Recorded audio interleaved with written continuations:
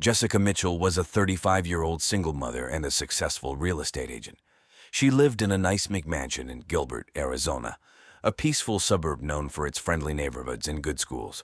Jessica was highly respected in her community for her professionalism and warm personality. She worked at a local real estate firm, helping families find their dream homes. Jessica had quite the past. She used to be a wild child and a party girl, attending Arizona State University, but dropping out at 18 when she found out she was pregnant with her daughter, Callie. Despite the challenges, Jessica was determined to give her daughter a good life. She worked hard to build her career while raising Callie as a single mother. Jessica was known for her strict parenting style, frequently spanking and withholding food from her daughter in the hopes that it would keep Callie on the right path. Jessica's relationship with her daughter was complicated. Callie, a 16-year-old teenager, was passionate and rebellious. She loved Taylor Swift and was obsessed with her music. Jessica tried to balance her work and parenting, enforcing rules to ensure Callie stayed focused on her studies.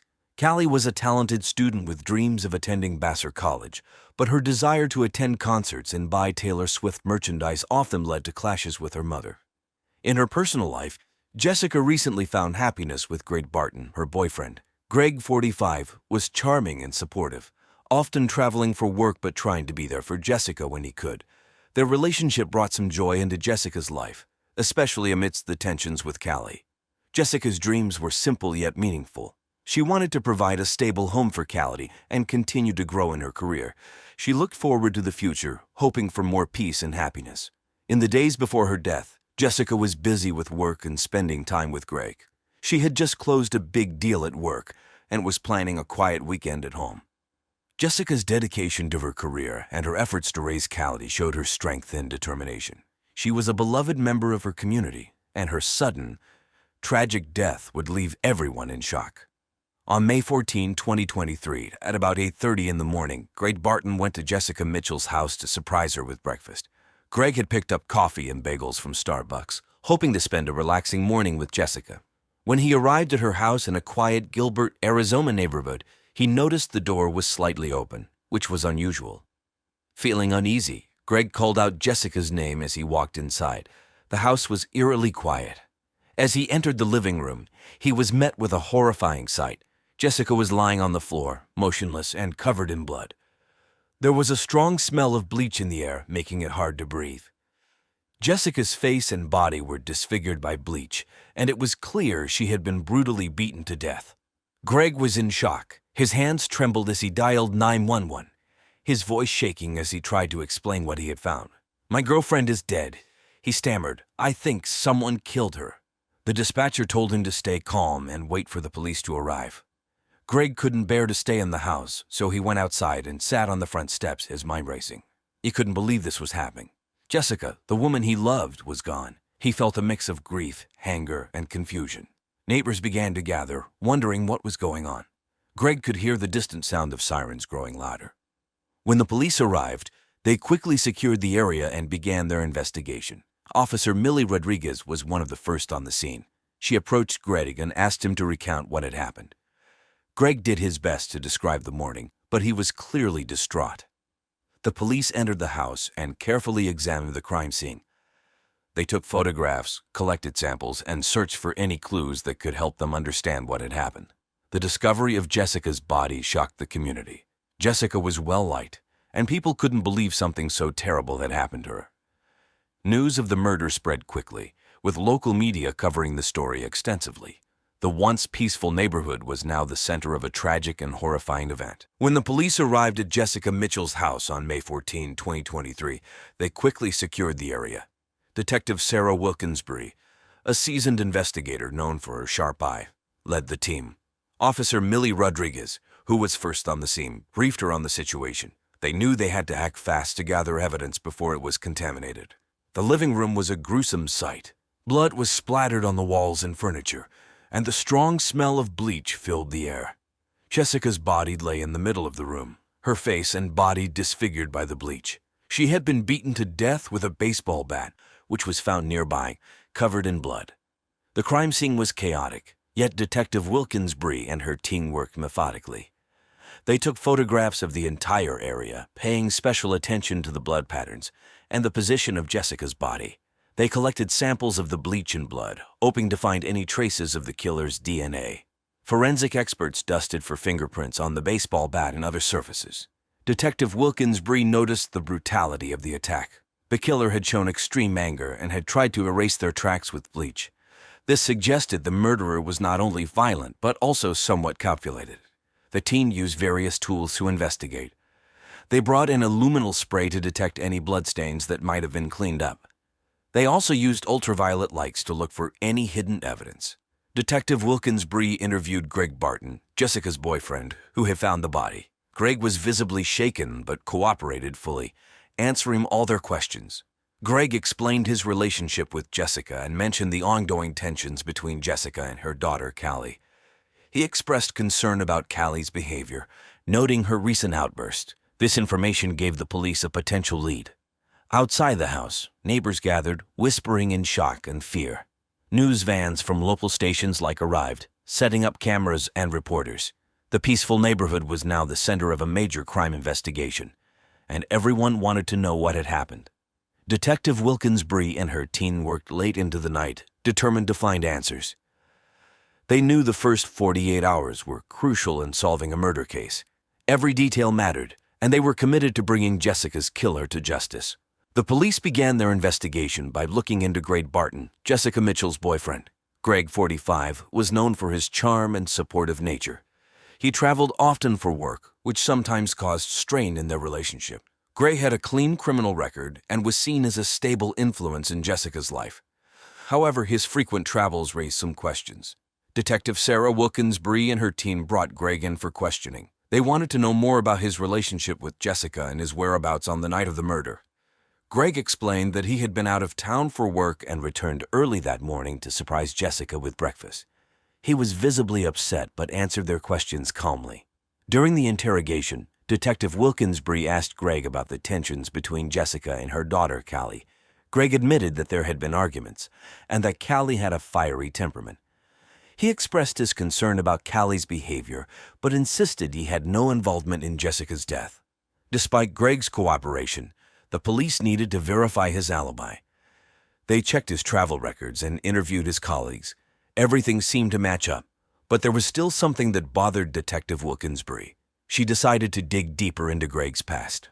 A breakthrough came when the police discovered that Greg had a secret habit of hiring escorts while traveling.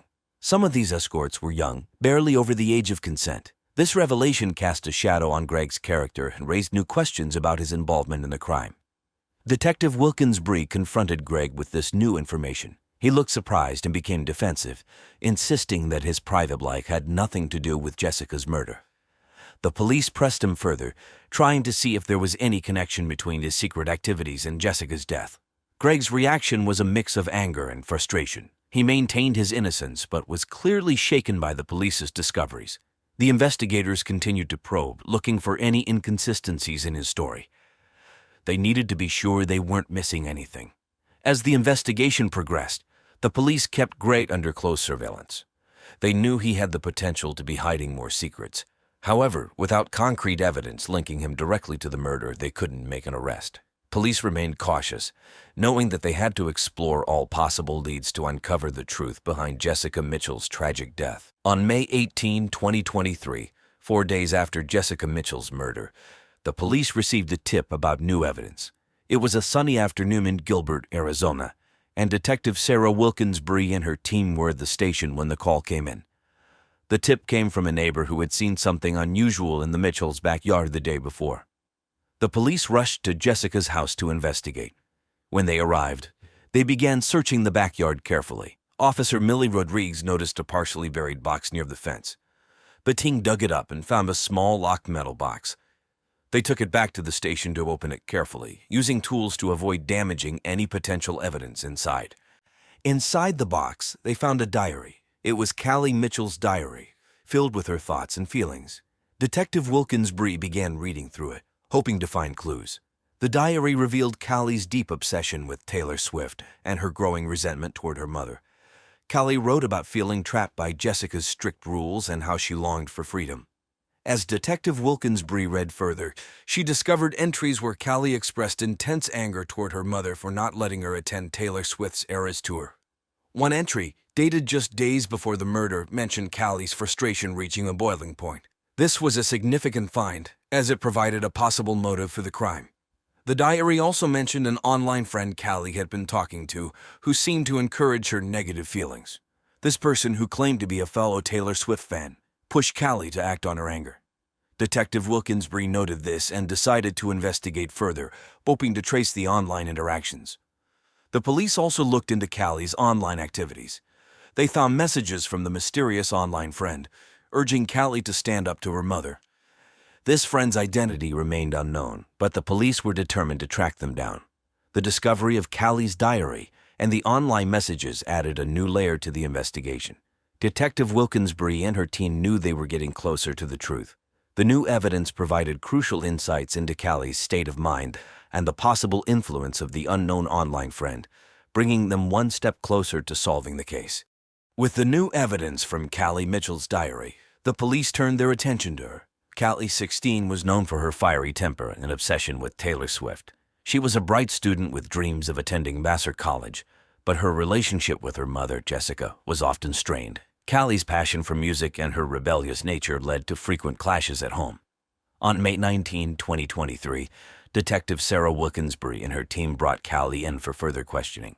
Callie arrived at the station, looking nervous but trying to stay calm. Detective Wilkinsbury began by asking Callie about her relationship with her mother.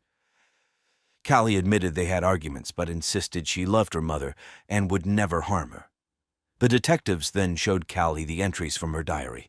The entries detailed Callie's growing resentment towards Jessica and her frustration over not being allowed to attend Taylor Swift's Eras Tour. One particular entry mentioned feeling trapped and desperate. Callie looked pale and teary-eyed as she read the words she had written. Detective Wilkinsbury asked Callie about her online friend who had encouraged her negative feelings. Callie explained that she met this friend in a Taylor Swift fan forum. They had bonded over their mutual love for Swift's music and shared their frustrations. This friend, who called themselves Swiftie Pal, had suggested Callie stand up to her mother. The police examined Callie's online messages with Swiftie Pal. The messages showed Swiftie Pal pushing Callie to act on her anger. Phrases like "you need to break free from that bleep" and "don't let that bleep control you" stood out as Swiftie Pal twisted Taylor Swift's lyrics to say that she approved of violence against strict parents. Callie admitted that she felt influenced by Swiftie Pal but still denied any involvement in her mother's murder. Detective Wilkinsbury pressed Callie about her whereabouts on the night of the murder. Callie said she was in her room, listening to Swift's 1989 album and chatting online. Her alibi seemed weak, but there was no concrete evidence linking her directly to the crime scene yet.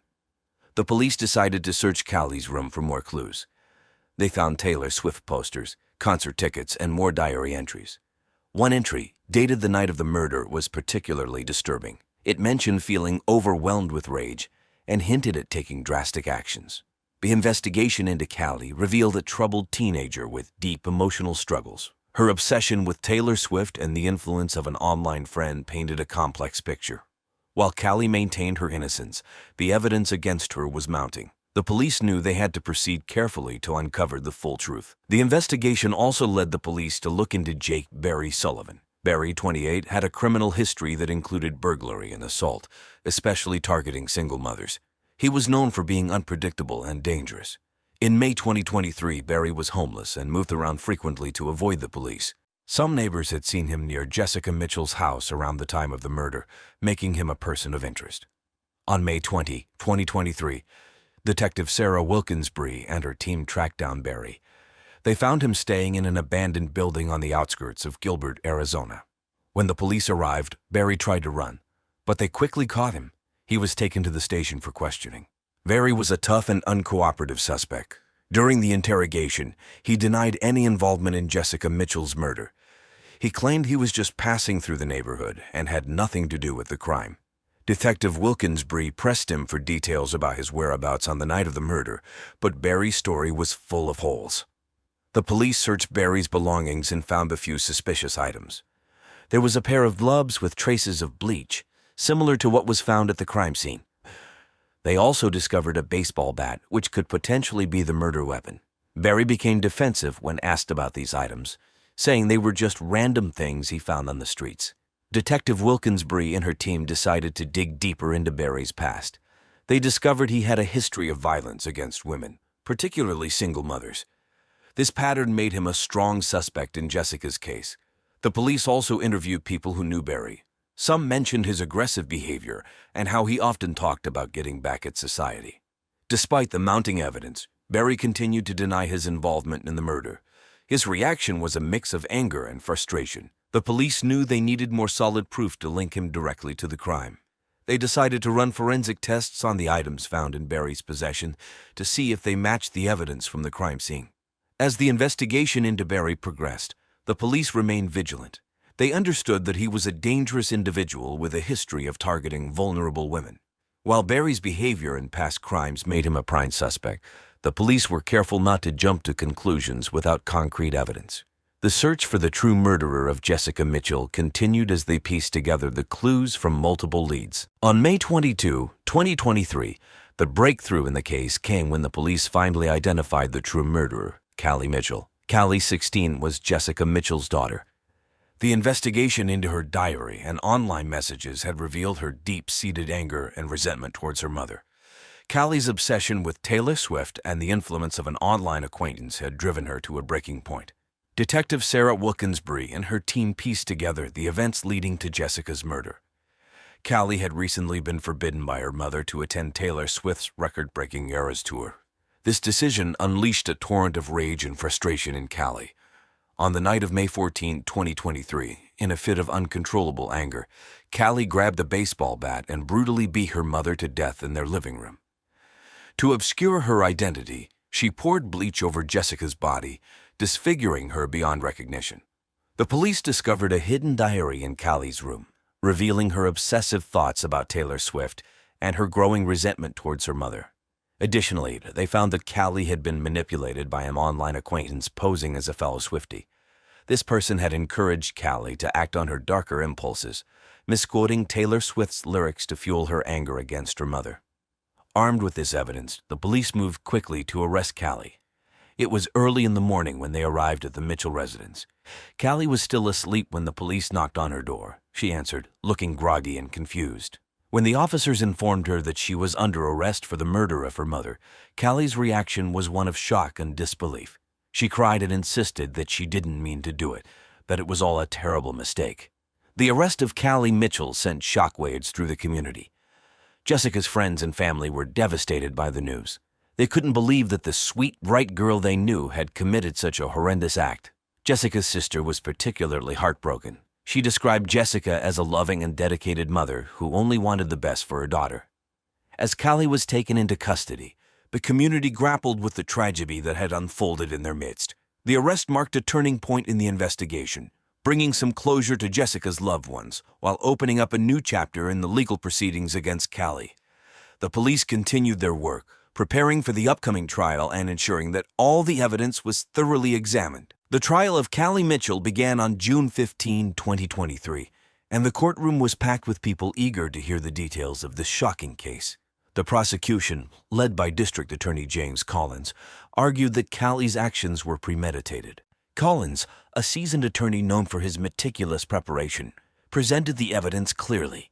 He highlighted Callie's diary entries and online messages, showing her growing anger and resentment towards her mother. He emphasized the brutality of the crime, describing how Callie had beaten her mother to death with a baseball bat and then poured bleach over her body to hide her identity. On the defense side was attorney Linda Chewbacca, a compassionate lawyer who specialized in juvenile cases. Chewbacca argued that Callie was not fully aware of her actions due to the influence of an online acquaintance who had manipulated her.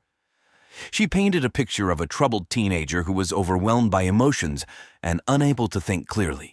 Chewbacca urged the jury to consider Callie's age and the psychological manipulation she had endured.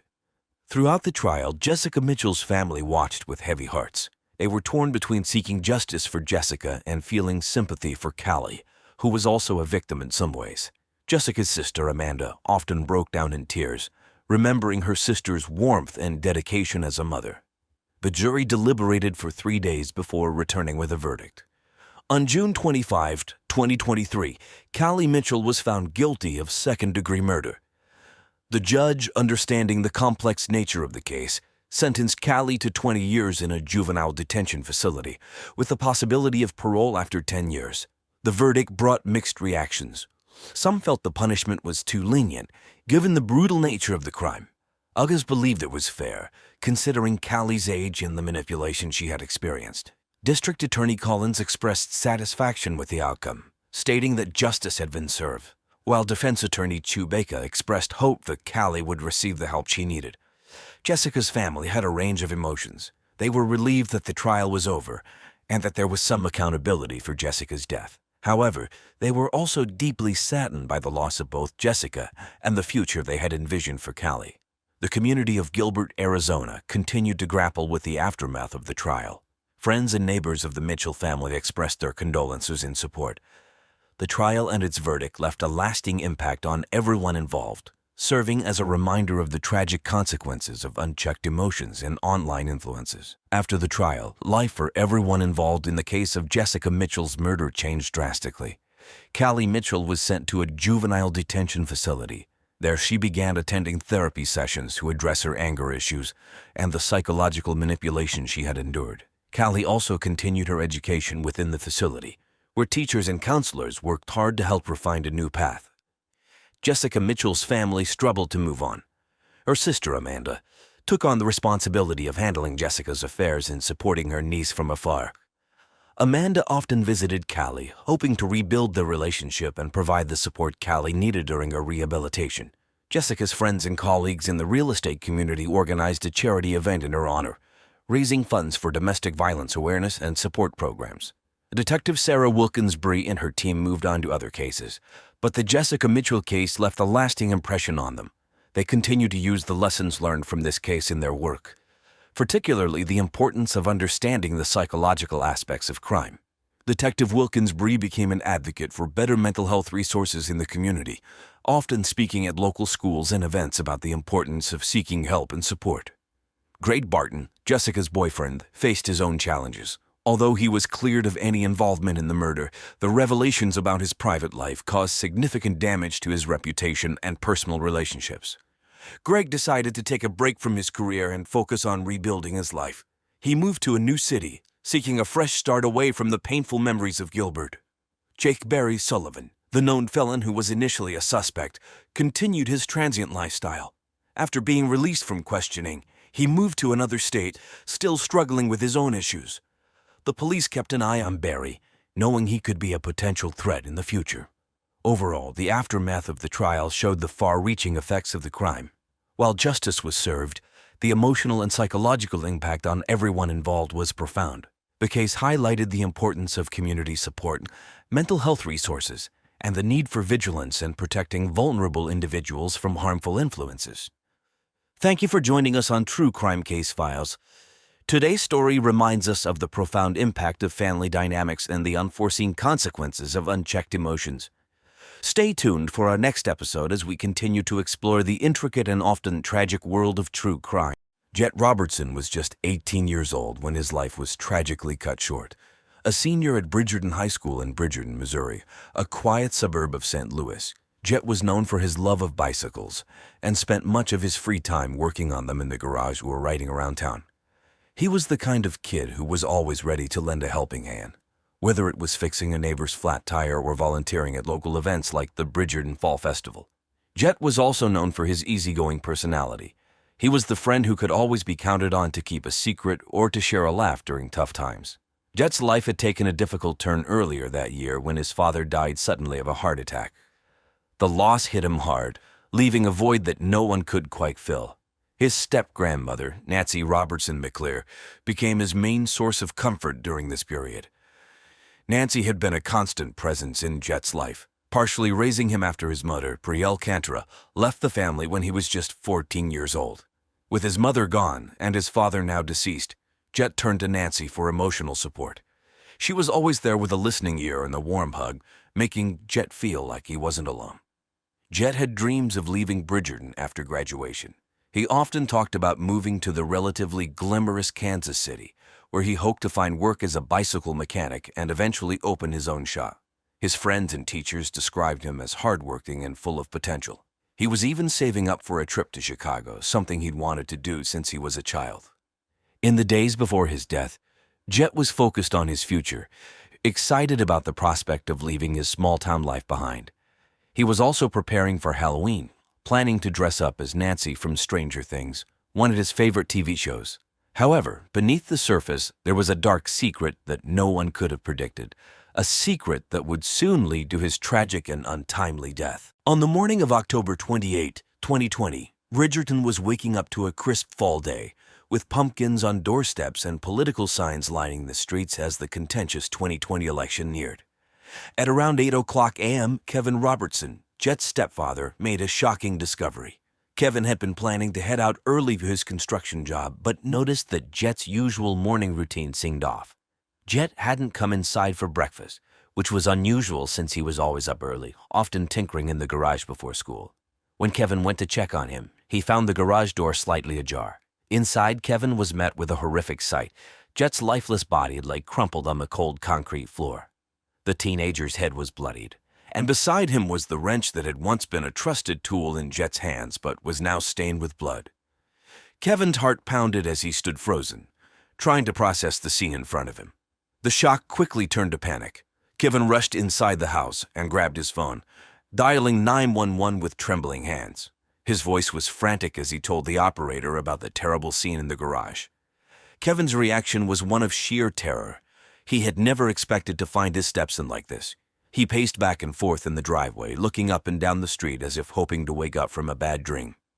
Within minutes, the Bridgerton Police Department arrived at the scene. Officers quickly secured the area, taking off the garage and driveway as neighbors began to gather, curious and concerned. The news of Jet's death spread quickly through the tight-knit community. Many residents were glued to their TVs, watching politically charged coverage of the upcoming election, when they got word of the tragic event unfolding just down the street. As paramedics arrived and confirmed Jet's death, Kevin was left in a state of disbelief, sitting on the curb with his head in his hands. He kept repeating, "Why would someone do this?" as officers tried to calm him down.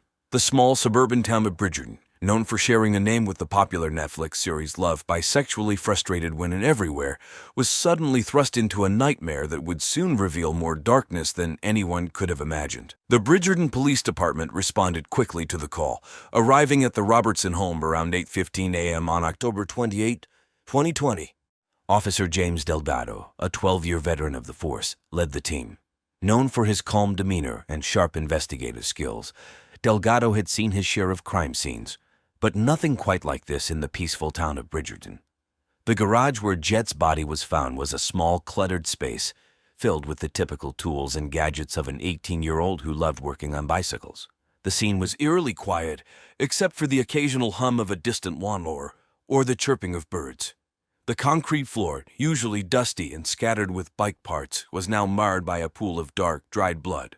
The wrench, a heavy tool from Jet's own toolbox, lay beside him, its weight and size making it clear that it was the weapon used to bludgeon him to death. As Officer Delgado and his team began their investigation, they methodically documented the scene. Photographs were taken from every angle, capturing the blood splatter on the floor and walls, the position of Jet's body, and the wrench that delivered the fatal blows. The police carefully bagged the wrench as evidence, noting the bloodstains and any potential fingerprints. They also collected samples from the blood pool and any other traces that might help identify the killer. The crime scene itself was a disturbing contrast, both clean and brutal. There was no sign of a struggle, suggesting that Jet had been caught off guard. The orderly state of the garage made the violent act even more shocking. The team's focus was on finding any clues that might point to the perpetrator, footprints, fibers, anything out of place.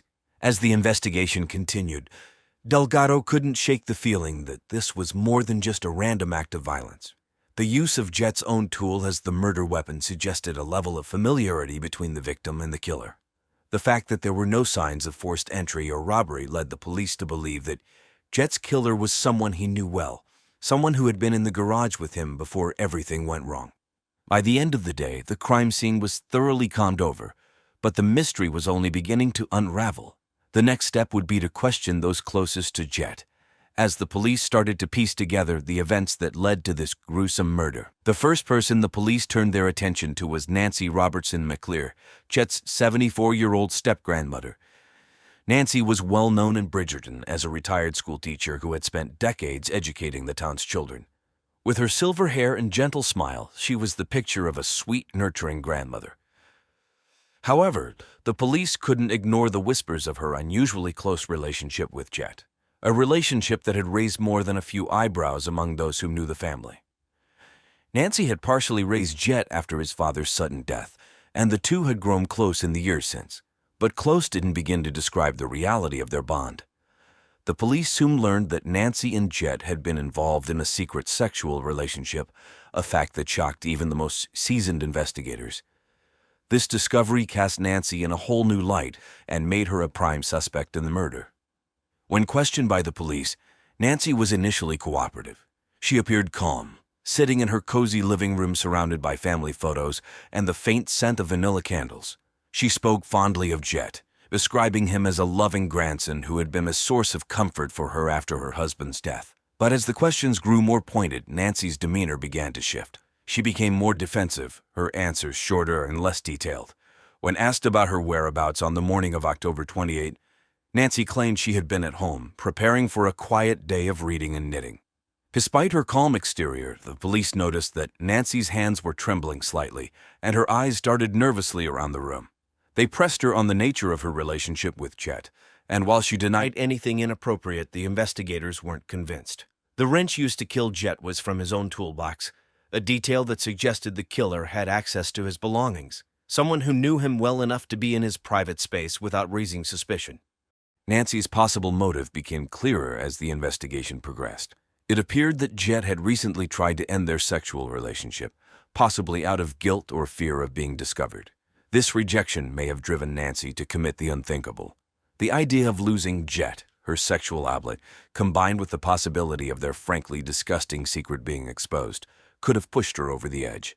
As the police wrapped up their initial questioning, Nancy remained a person of interest. Her calm demeanor, while initially convincing, now seemed more like a mask hiding deeper emotions that might have led her to murder the very person she claimed to love. Kevin Robertson, Jet's 46-year-old stepfather, was the second suspect the police looked into. Kevin was a construction foreman, known around Bridgerton for his tough, no-nonsense attitude. He had a gruff exterior, often seen wearing a worn-out Carhartt jacket and steel-toed boots. Kevin was a man of few words, preferring to let his work do the talking. He had spent years in the construction business, building homes and managing crews, but his relationship with Jet, it had always been rocky. The tension between Kevin and Jet wasn't a secret. People in town had noticed the strained dynamic between them, especially after the death of Jet's father. Kevin had stepped in as a father figure, but Jet never fully accepted him. They clashed frequently, and their arguments often spilled out into the open, with Kevin's booming voice easily carrying through the thin walls of their modest suburban home. When the police questioned Kevin, he was surprisingly calm. Sitting at the kitchen table, his large hands resting on the worn wood surface, Kevin didn't hesitate to answer their questions. He acknowledged the rocky relationship with Chet, but denied any involvement in his stepson's death. Kevin explained that he had been working on a construction site across town on the morning of October 28, leading a crew on a project to build a new wing at the local high school. He even provided the names of his co-workers, offering them as alibis to support his claim.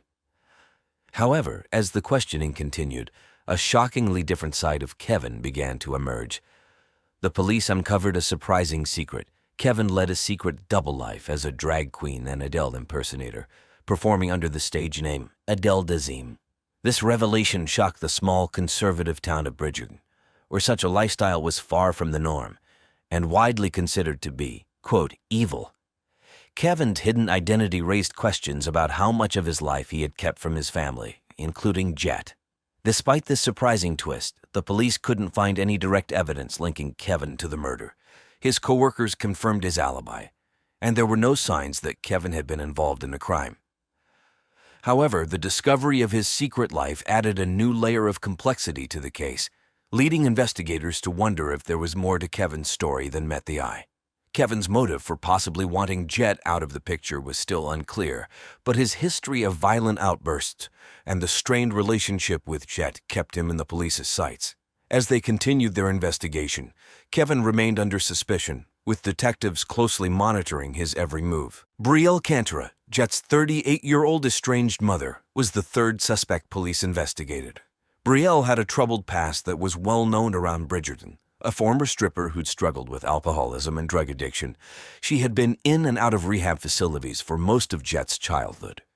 Her life had been a roller coaster, marked by mental illness and several arrests. Brielle's reputation in the town was anything but stable, and many people had written her off as a lost cause. After abandoning Jet when he was a teenager, Brielle had recently tried to reconnect with him. In October 2020, she had returned to Springfield, a nearby city, and was living in a small apartment on the outskirts of town. Jet, still harboring resentment toward her for leaving him, was reluctant to let her back into his life. Their relationship remained strained, with only sporadic contact between them. Brielle, however, was determined to make amends and had been reaching out to him more frequently in the days leading up to his death. When the police brought Brielle in for questioning, she appeared nervous and anxious. Dressed in a worn-out hoodie and jeans, she sat fidgeting in the interrogation room, her eyes darting around as she answered the detective's questions. Brielle denied any involvement in Jet's murder, insisting that she had only wanted to reconnect with her son and had no reason to harm him. She claimed that on the morning of October 28, she was at a local AA meeting, trying to stay on the path of sobriety. The meeting, held at a church basement in Springfield, some 200 miles away, was a regular part of her routine. Despite her alibi, detectives couldn't shake the feeling that Brielle was hiding something. Her past behavior and unstable mental state made her a person of interest in the case. The police pressed her on her whereabouts and her interactions with Chet in the days leading up to his death, but Brielle stuck to her story. She maintained that she had nothing to do with the murdered and that she was only trying to be a better mother to her son. However, the police were skeptical. Brielle's history of erratic behavior, coupled with the recent attempts to reconnect with Jet, raised questions about her true motives. Was she trying to make up for lost time, or was there something more sinister at play? The detectives continued to dig into her past, searching for any clues that might link her to the crime. In the end, while Brielle's troubled history and strained relationship with Jet made her a prime suspect, there was no concrete evidence to tie her directly to the murder. The investigation into her involvement remained open as the police looked for any overlooked details that could provide the answers they needed. On November 1, 2020, just days before Halloween and the heated presidential election, Bridgerton, Missouri, was experiencing a cold front, with cloudy skies and a brisk wind that had residents bundling up in their favorite hoodies and jackets. It was on this chilly afternoon that a crucial piece of new evidence was discovered, bringing a significant twist to the investigation into Jet Robertson's murder. Detective Mark Travis, who had been leading the investigation, decided to revisit Jet's garage one more time, believing that something had been overlooked. As he searched through the cluttered space, he noticed an old wooden toolbox that had been pushed into a corner. Inside the toolbox, buried beneath a pile of rusty tools, Travis found a small leather-bound notebook. The notebook, worn from years of use, was filled with Jet's neat handwriting, detailing various thoughts and observations. As Detective Travis flipped through the pages, he stumbled upon something that immediately caught his attention. Tucked between notes about bike repairs and homework assignments was a series of entries that revealed Jet's growing suspicions about Nancy Robertson McClear, his step-grandmother and secret lover. The entries described how Jet had discovered troubling details about the mysterious death of Nancy's third husband, Charles McClear, who had died under strange circumstances back in 1995. Jet had uncovered that Charles' death, initially ruled as an accident, had always bothered him. He found old newspaper clippings and records that hinted at foul play, including an insurance policy that Nancy had cashed out shortly after Charles' death. The notebook entries indicated that Jet had confronted Nancy about his suspicions and had even threatened to expose their secret sexual relationship with him if she didn't end their secret relationship and let him move on with his life. The discovery of the notebook was a game changer. The police now had a motive for why Nancy might have wanted Jet silenced. She couldn't risk him revealing her involvement in Charles' death, which had been quietly buried for years. Detective Travis immediately recognized the importance of this evidence and ordered a thorough review of Charles McClear's death, suspecting that Nancy might have had a pattern of eliminating those who posed a threat to her. The notebook also explained Nancy's increasingly erratic behavior in the days leading up to Jet's murder. It painted a picture of a woman who was desperate to protect her secrets at any cost. With this new evidence in hand, the police were more convinced than ever that Nancy Robertson McClear was not only involved in Jet's death, but that it was a cold, calculated act to keep him from exposing her past. As the investigation moved forward, the police prepared to confront Nancy with this damning new evidence, bringing them one step closer to solving the mystery of Jet's tragic death. On the morning of November 3, 2020, the day of the contentious presidential election, Bridgerton, Missouri, was buzzing with election talk. But the local police were focused on a different task. With the new evidence from Jet Robertson's notebook in hand, Detective Mark Travis and his team felt confident they had found the murderer. The notebook entries, which revealed Jet's suspicions about Nancy Robertson McClear's involvement in the suspicious death of her third husband, Charles McClear, in 1995, provided a strong motive for Nancy to silence Jet permanently. The police carefully reviewed the evidence, piecing together the sequence of events. They believed that Nancy, consumed by her obsessive love for Jet and terrified of her dark past being exposed, had lured Jet into the garage on the night of his murder. There, in a fit of desperation and fear, she grabbed a heavy wrench from his toolbox, the very tool Jet used daily for his shop class, and bludgeoned him to death. The brutal act ensured that Jet could never reveal her twin secrets. With this theory in mind, Detective Travis obtained an arrest warrant for Nancy Robertson McClear. While most of the town was preparing for a tense election day, the police made their move. They arrived at Nancy's quaint, well-kept home in Bridgerton, where she had been living alone since Charles' death. The officers knocked on the door, and Nancy, appearing calm and composed, answered. As the police read her the charges, Nancy's demeanor quickly changed. Shock and panic washed over her face as she realized the evidence against her was overwhelming. She protested her innocence, insisting that she loved Jet and could never harm him. But the detectives remained firm, knowing they had enough to bring her to justice. Nancy was handcuffed and led out of her home, a scene witnessed by a few neighbors who had gathered on the street, curious about the police presence. The news of her arrest spread quickly through Bridgerton, shocking the tight-knit community. Many found it hard to believe that the sweet, elderly woman they had known for years could be capable of such a horrific crime. As Nancy was taken into custody, Jet's family, who had been grappling with the loss of their loved one, finally felt a sense of relief. Although the arrest didn't bring Jet back, it gave them hope that justice would be served. The police had successfully unraveled the twisted relationship and dark secrets that led to Jet Robertson's tragic death, and now the focus shifted to bringing Nancy to trial for her crimes. Nancy Robertson McClear's trial began in December 2020, just weeks after the heated presidential election. The case had captured the attention of Bridgerton, Missouri, with local newspapers like the Bridgerton Gazette covering every detail. The prosecution, led by District Attorney Michelle Harmon, 42, a determined and sharp-minded lawyer known for her tenacity, presented a strong case against Nancy.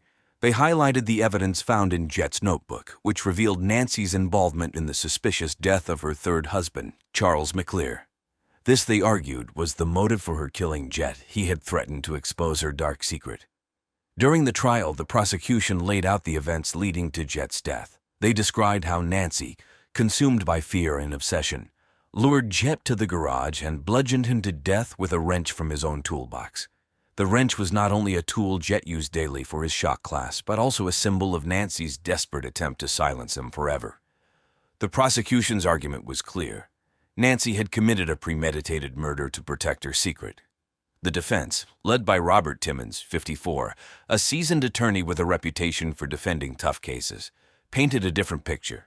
They argued that Nancy was a frail, elderly woman who couldn't possibly commit such a violent act. They suggested that the real killer was still out there and that Nancy was being unfairly targeted because of her close relationship with Jet. Timmons tried to cast doubt on the notebook entries, suggesting they were merely the thoughts of a troubled teenager. The trial was emotionally charged, with Jet's family members, including his mother Brielle, attending every session. They listened in tears as the details of Jet's final moments were recounted, and their grief was palpable in the courtroom. The jury, however, was not swayed by the defense's arguments. After several days of deliberation, the jury returned with a verdict of guilty. Nancy Robertson McClear was sentenced to life in prison without the possibility of parole. The sentence was met with mixed emotions: relief from Jet's family, who felt justice had been served, and shock from some community members who had once respected Nancy as a beloved teacher and neighbor. The trial's outcome was a stark reminder of the dark secrets that can lurk beneath the surface, even in the most seemingly innocent of lies. After Nancy Robertson McClear's conviction, life in Bridgerton, Missouri, slowly began to return to normal, though the memory of the grisly murder lingered. The town, already stressed by the ongoing pandemic and the contentious 2020 election, was shaken by the revelations during the trial.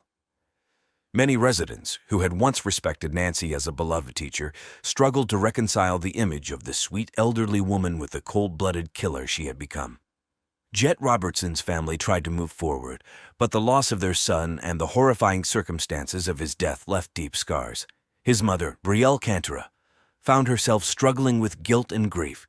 She had only recently re-entered Jet's life, hoping to rebuild their strained relationship. Instead, she was left to mourn a future that would never come. Brielle returned to Springfield, where she continued her work as a nurse, but the emotional toll of the tragedy weighed heavily on her. She sought solace in therapy and support groups, where she could share her pain with others who had experienced similar losses. Kevin Robertson, Jet's stepfather, also had to come to terms with the truth about his mother. He had long suspected something was off about Nancy's relationship with Jet, but he never imagined it would lead to murder. After the trial, Kevin stepped away from his work as a construction foreman to focus on his family. He spent more time with his children, hoping to heal the wounds left by the tragedy. Kevin also decided to leave Bridgerton, seeking a fresh start in a new town where the past wouldn't paw him daily. For the residents of Bridgerton, the murder of Jet Robertson became a cautionary tale, a story that parents shared with their children as a warning about the dangers that can lurk even in the small town.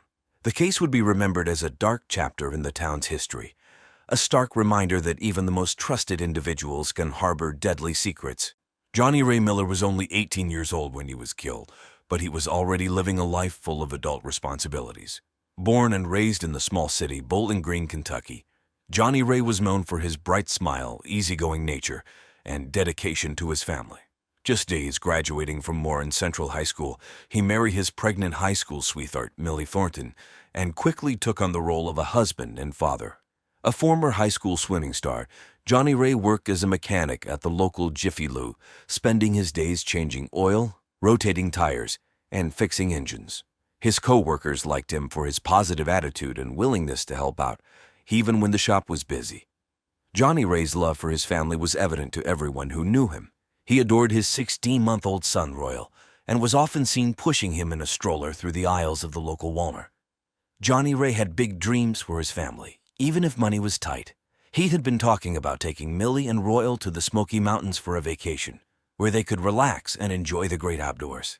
But behind the happy pictures on social media, there were struggles that not everyone saw. Johnny Ray was balancing a lot for someone his age, working long hours to support his family while trying to stay involved in the lives of his young wife and son. Despite his commitments, Johnny Ray sometimes found himself in trouble. He had a weakness for other women, which often caused tension between him and Millie. This tension grew when Millie's father, Dr. Alan Thornton, whose house the couple lived in, began spending more time around the couple. Alan was a respected urologist in town, but he had developed an unhealthy sexual obsession with his son-in-law. Johnny Ray didn't realize the danger he was in, thinking the older man's attention was just a father-in-law's concern.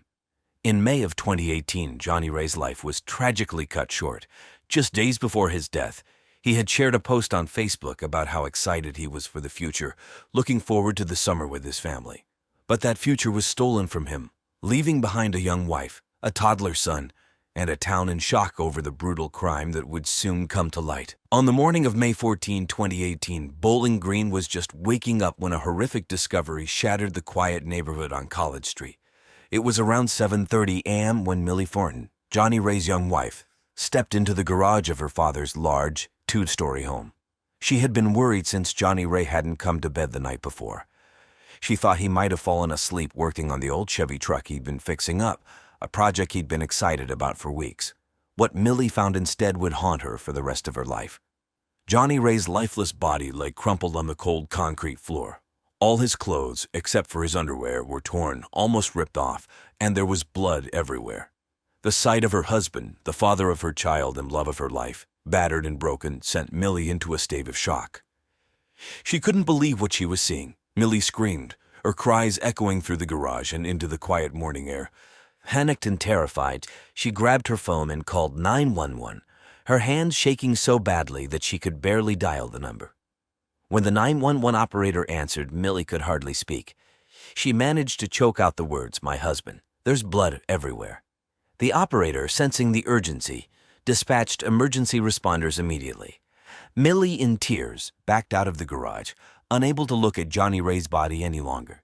She waited on the front lawn, her face pale and her whole body trembling, as she watched the minutes tick by, each one feeling like an eternity. Within minutes, police officers arrived at the scene, followed closely by paramedics, or greeted by the gruesome sight of Johnny Ray's body. Trying to hold back tears. Within minutes, the sound of sirens filled the air as Boulder police arrived on the scene. Neighbors peeked out from their windows, drawn by the flashing lights, but Jason couldn't bring himself to look at anyone. His world had just been shattered, and all he could do was wait for the nightmare to unfold further. The Boulder police arrived quickly at Paul Barstow's home on the night of June 5, 2017. The flashing lights and sirens cut through the quiet neighborhood, alerting nearby residents that something terrible had happened. Detective Laura Reynolds, a seasoned investigator with 15 years of experience, was the first on the scene. Known for her no-nonsense approach and sharp instincts, Reynolds immediately sensed that this was no ordinary death. As she entered the house, Reynolds took in the disarray.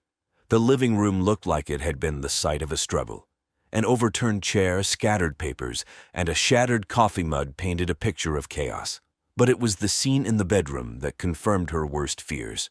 Paul Barstow lay on the floor, a length of rope still tightly wound around his neck. His face was pale, his eyes lifeless.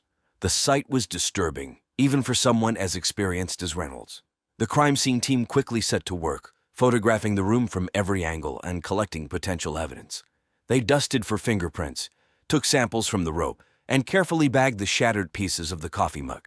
Reynolds noticed the position of Paul's body. His hands bore defensive wounds, and there were signs of bruising around his neck and face. To her, this clearly pointed to a violent struggle, suggesting that Paul had fought for his life. However, not everyone on the team was convinced. As the investigation progressed, a controversy began to brew. Some forensic experts argued that the scene could be interpreted differently. Dr. Matilda Chiang, a forensic pathologist with a reputation for thoroughness, suggested that the evidence might point to a suicide rather than a murder. She noted that the rope had been tied in a way that could be self-inflicted, and the disarray in the living room could have been caused by Paul in a distressed state. According to Dr. Chiang, it wasn't uncommon for people in deep emotional turmoil to stage scenes before taking their own lives. This conflict between several different experts created tension within the investigation. On one side, Detective Reynolds and her team were convinced that Paul had been murdered, possibly during a violent struggle. On the other side, Dr. Chiang and her supporters argued for a more nuanced interpretation, one that considered the possibility of suicide. The disagreement slowed the investigation, as the team was forced to consider both possibilities, examining every piece of evidence from multiple angles. As the days passed, the pressure on the Boulder Police Department grew. The media caught wind of the conflicting theories, with local outlets like the Denver Post, a newspaper renowned for its hard-hitting investigations, running stories that questioned whether the police were pursuing the right leads. The controversy only added to the anguish of Paul's family, who were desperate for answers. They wanted to know what had really happened to the man they loved, and they demanded that the police uncover the truth, whether it pointed to murder or suicide. Angelica Barstow, Paul's sister-in-law, quickly became the first person of interest in the investigation. At 34, Angelica was known in Boulder for her quirky personality. She ran a YouTube channel with almost 100,000 subscribers called Fairy Works, where she posted videos about her interactions with fairies and other spiritual beings. The channel had gained quite a lot of attention, including from newspapers and some online outlets, but mostly for the wrong reasons. Viewers attacked her by the thousands, leaking hateful comments saying everything she was talking about was fake and that she was a liar. And by June 2017, the negativity had begun to take its toll on Angelica's mental health. Angelica's marriage to Jason Barstow, Paul's younger brother, had been rocky. Millie spoke softly, her voice trembling as she recounted how they had argued the night before Johnny Ray's death. She was clearly devastated by his murder, but the detectives needed to dig deeper. Billy explained that she had gone to bed alone, assuming Johnny Ray was busy with his project in the garage. When she woke up and found him missing, she panicked and went to look for him, leading to her horrific discovery.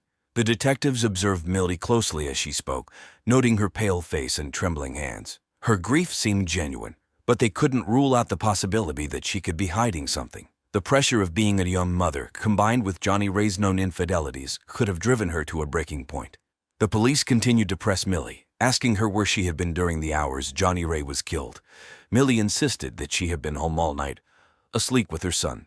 She couldn't think of anyone who would want to harm Johnny Ray, but her growing insecurity about their marriage had been evident to her close friends. Millie's responses were calm but filled with sorrow. She repeatedly expressed her disbelief that anyone could hurt Johnny Ray, much less kill him. Despite Millie's apparent innocence, the detectives remained cautious. They needed to explore every angle, and Millie's proximity to the crime made her a key figure in their investigation. As they moved on to other potential suspects, they kept Millie on their list, knowing that in murder cases, even those closest to the victim can have secrets. As the investigation into Johnny Ray Miller's murder continued, the police shifted their focus to Dr. Alan Thornton, Johnny Ray's father-in-law. Dr. Thornton, 52, was a well-known urologist in Bowling Green, Kentucky, with a reputation as a respected and successful medical professional. On the surface, he appeared to be a pillar of the community, dedicated to his practice, involved in local charities, and well-liked by his patients. However, behind closed doors, Alan Thornton was a man with dark and twisted secrets. Johnny Ray had been married to Dr. Thornton's daughter, Millie Thornton, for just over a year, and while Dr. Thornton publicly supported the young couple by letting them and their son live in his house, he harbored a disturbing sexual obsession with his son-in-law. This obsession had begun innocuously enough, with Dr. Thornton accidentally walking in on Johnny Ray in the bathroom and offering to buy him clothes. But over time, his feelings had evolved into something far more dangerous, an overwhelmingly intense and unhealthy sexual obsession. Alan's feelings were conflicted. He was jealous of Johnny Ray's relationship with his daughter Millie and simultaneously desired Johnny Ray in ways that made him deeply uncomfortable. The police became even more suspicious of Dr. Thornton when they learned about his past. His wife, Carol Thornton, had died in a boating accident years earlier under circumstances that some in the community found questionable.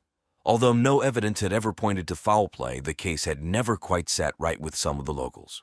Now, with Johnny Ray's murder, the police wondered if Alan Thornton could be responsible for yet another suspicious death within his family. When the police brought Dr. Thornton in for questioning, he appeared calm and composed, traits expected of a seasoned medical professional. He answered their questions with measured responses, carefully choosing his words. The detectives asked about his relationship with Johnny Ray, and Alan described it as amicable, though he admitted they had their differences. He claimed to have been home the night of the murder, watching television and preparing for an early morning surgery the next day. He even mentioned that he had been binge-watching the feminist allegory The Handmaid's Tale on Hulu, trying to appear as ordinary as possible.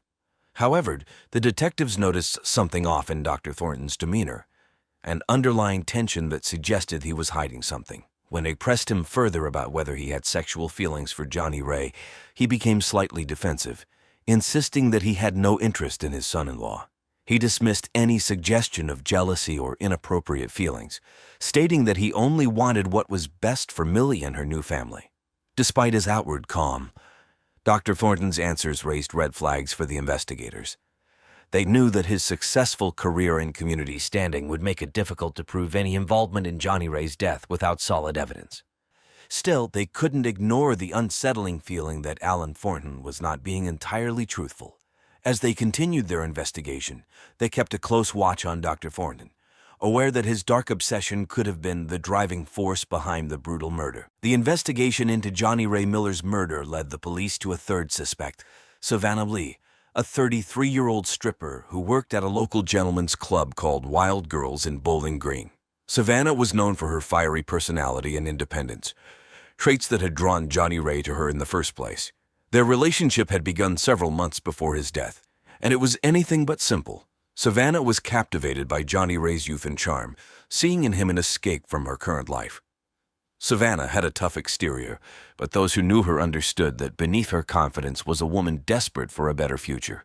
She had been working at the club for years, entertaining men from all walks of life, but she dreamed of a life far removed from the seedy underworld of adult entertainment. When Johnny Ray came into her life, she believed she had found a way out. Their affair was intense and passionate, filled with quick late-night sex and fast food drive-through and whispered promises. However, as time passed, Savannah grew increasingly frustrated with Johnny Ray's reluctance to leave Millie and their young son.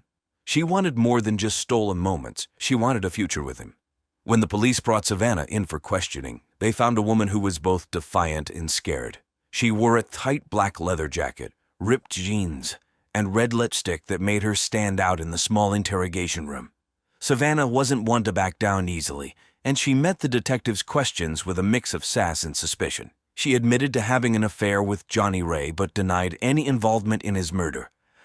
"I banged him like there was nothing left to lose," she insisted, her voice cracking slightly, though she quickly regained her composure. She claimed that she had been at work the night Johnny Ray was killed, providing an alibi that seemed credible on the surface.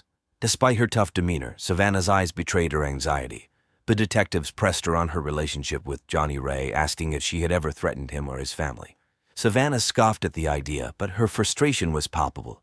She resented Millie, not because she disliked her personally, but because Millie stood in the way of what she wanted, a life with Johnny Ray. The detectives noted her anger, but couldn't find any solid evidence linking her to the crime.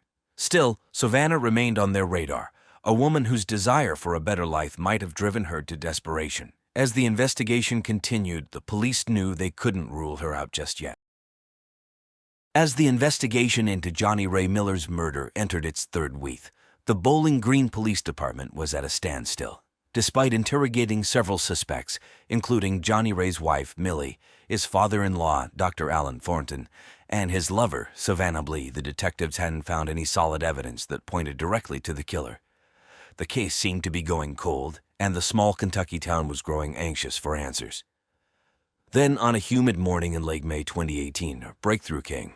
Detective Samuel Branson, who had been poring over the details of the case, decided to revisit the crime scene one more time. He returned to Johnny Ray's garage, hoping to find something, anything, that had been overlooked in the initial investigation. The garage, a cluttered space filled with tools, car parts, and remnants of Johnny Ray's hobbies, had already been combed through multiple times, but Branson was determined not to leave any stone unturned. As he carefully examined the area around the workbench, something caught his eye. Tucked behind a pile of old newspapers was a small, nearly invisible digital recorder. It was a cheap, pocket-sized device, the kind you might pick up at a convenience store. Branson picked it up and immediately realized it could be crucial evidence. The recorder was dusty, as if it had been there for a while, and its battery was nearly dead, but it was intact. Back at the station, Branson and his team played the recording. What they heard sent chills down their spines. The recording captured the sounds of a heated argument between Johnny Ray and another man, whose voice was quickly identified as Dr. Alan Thornton's. The audio was muffled, but it was clear enough to make out several key phrases.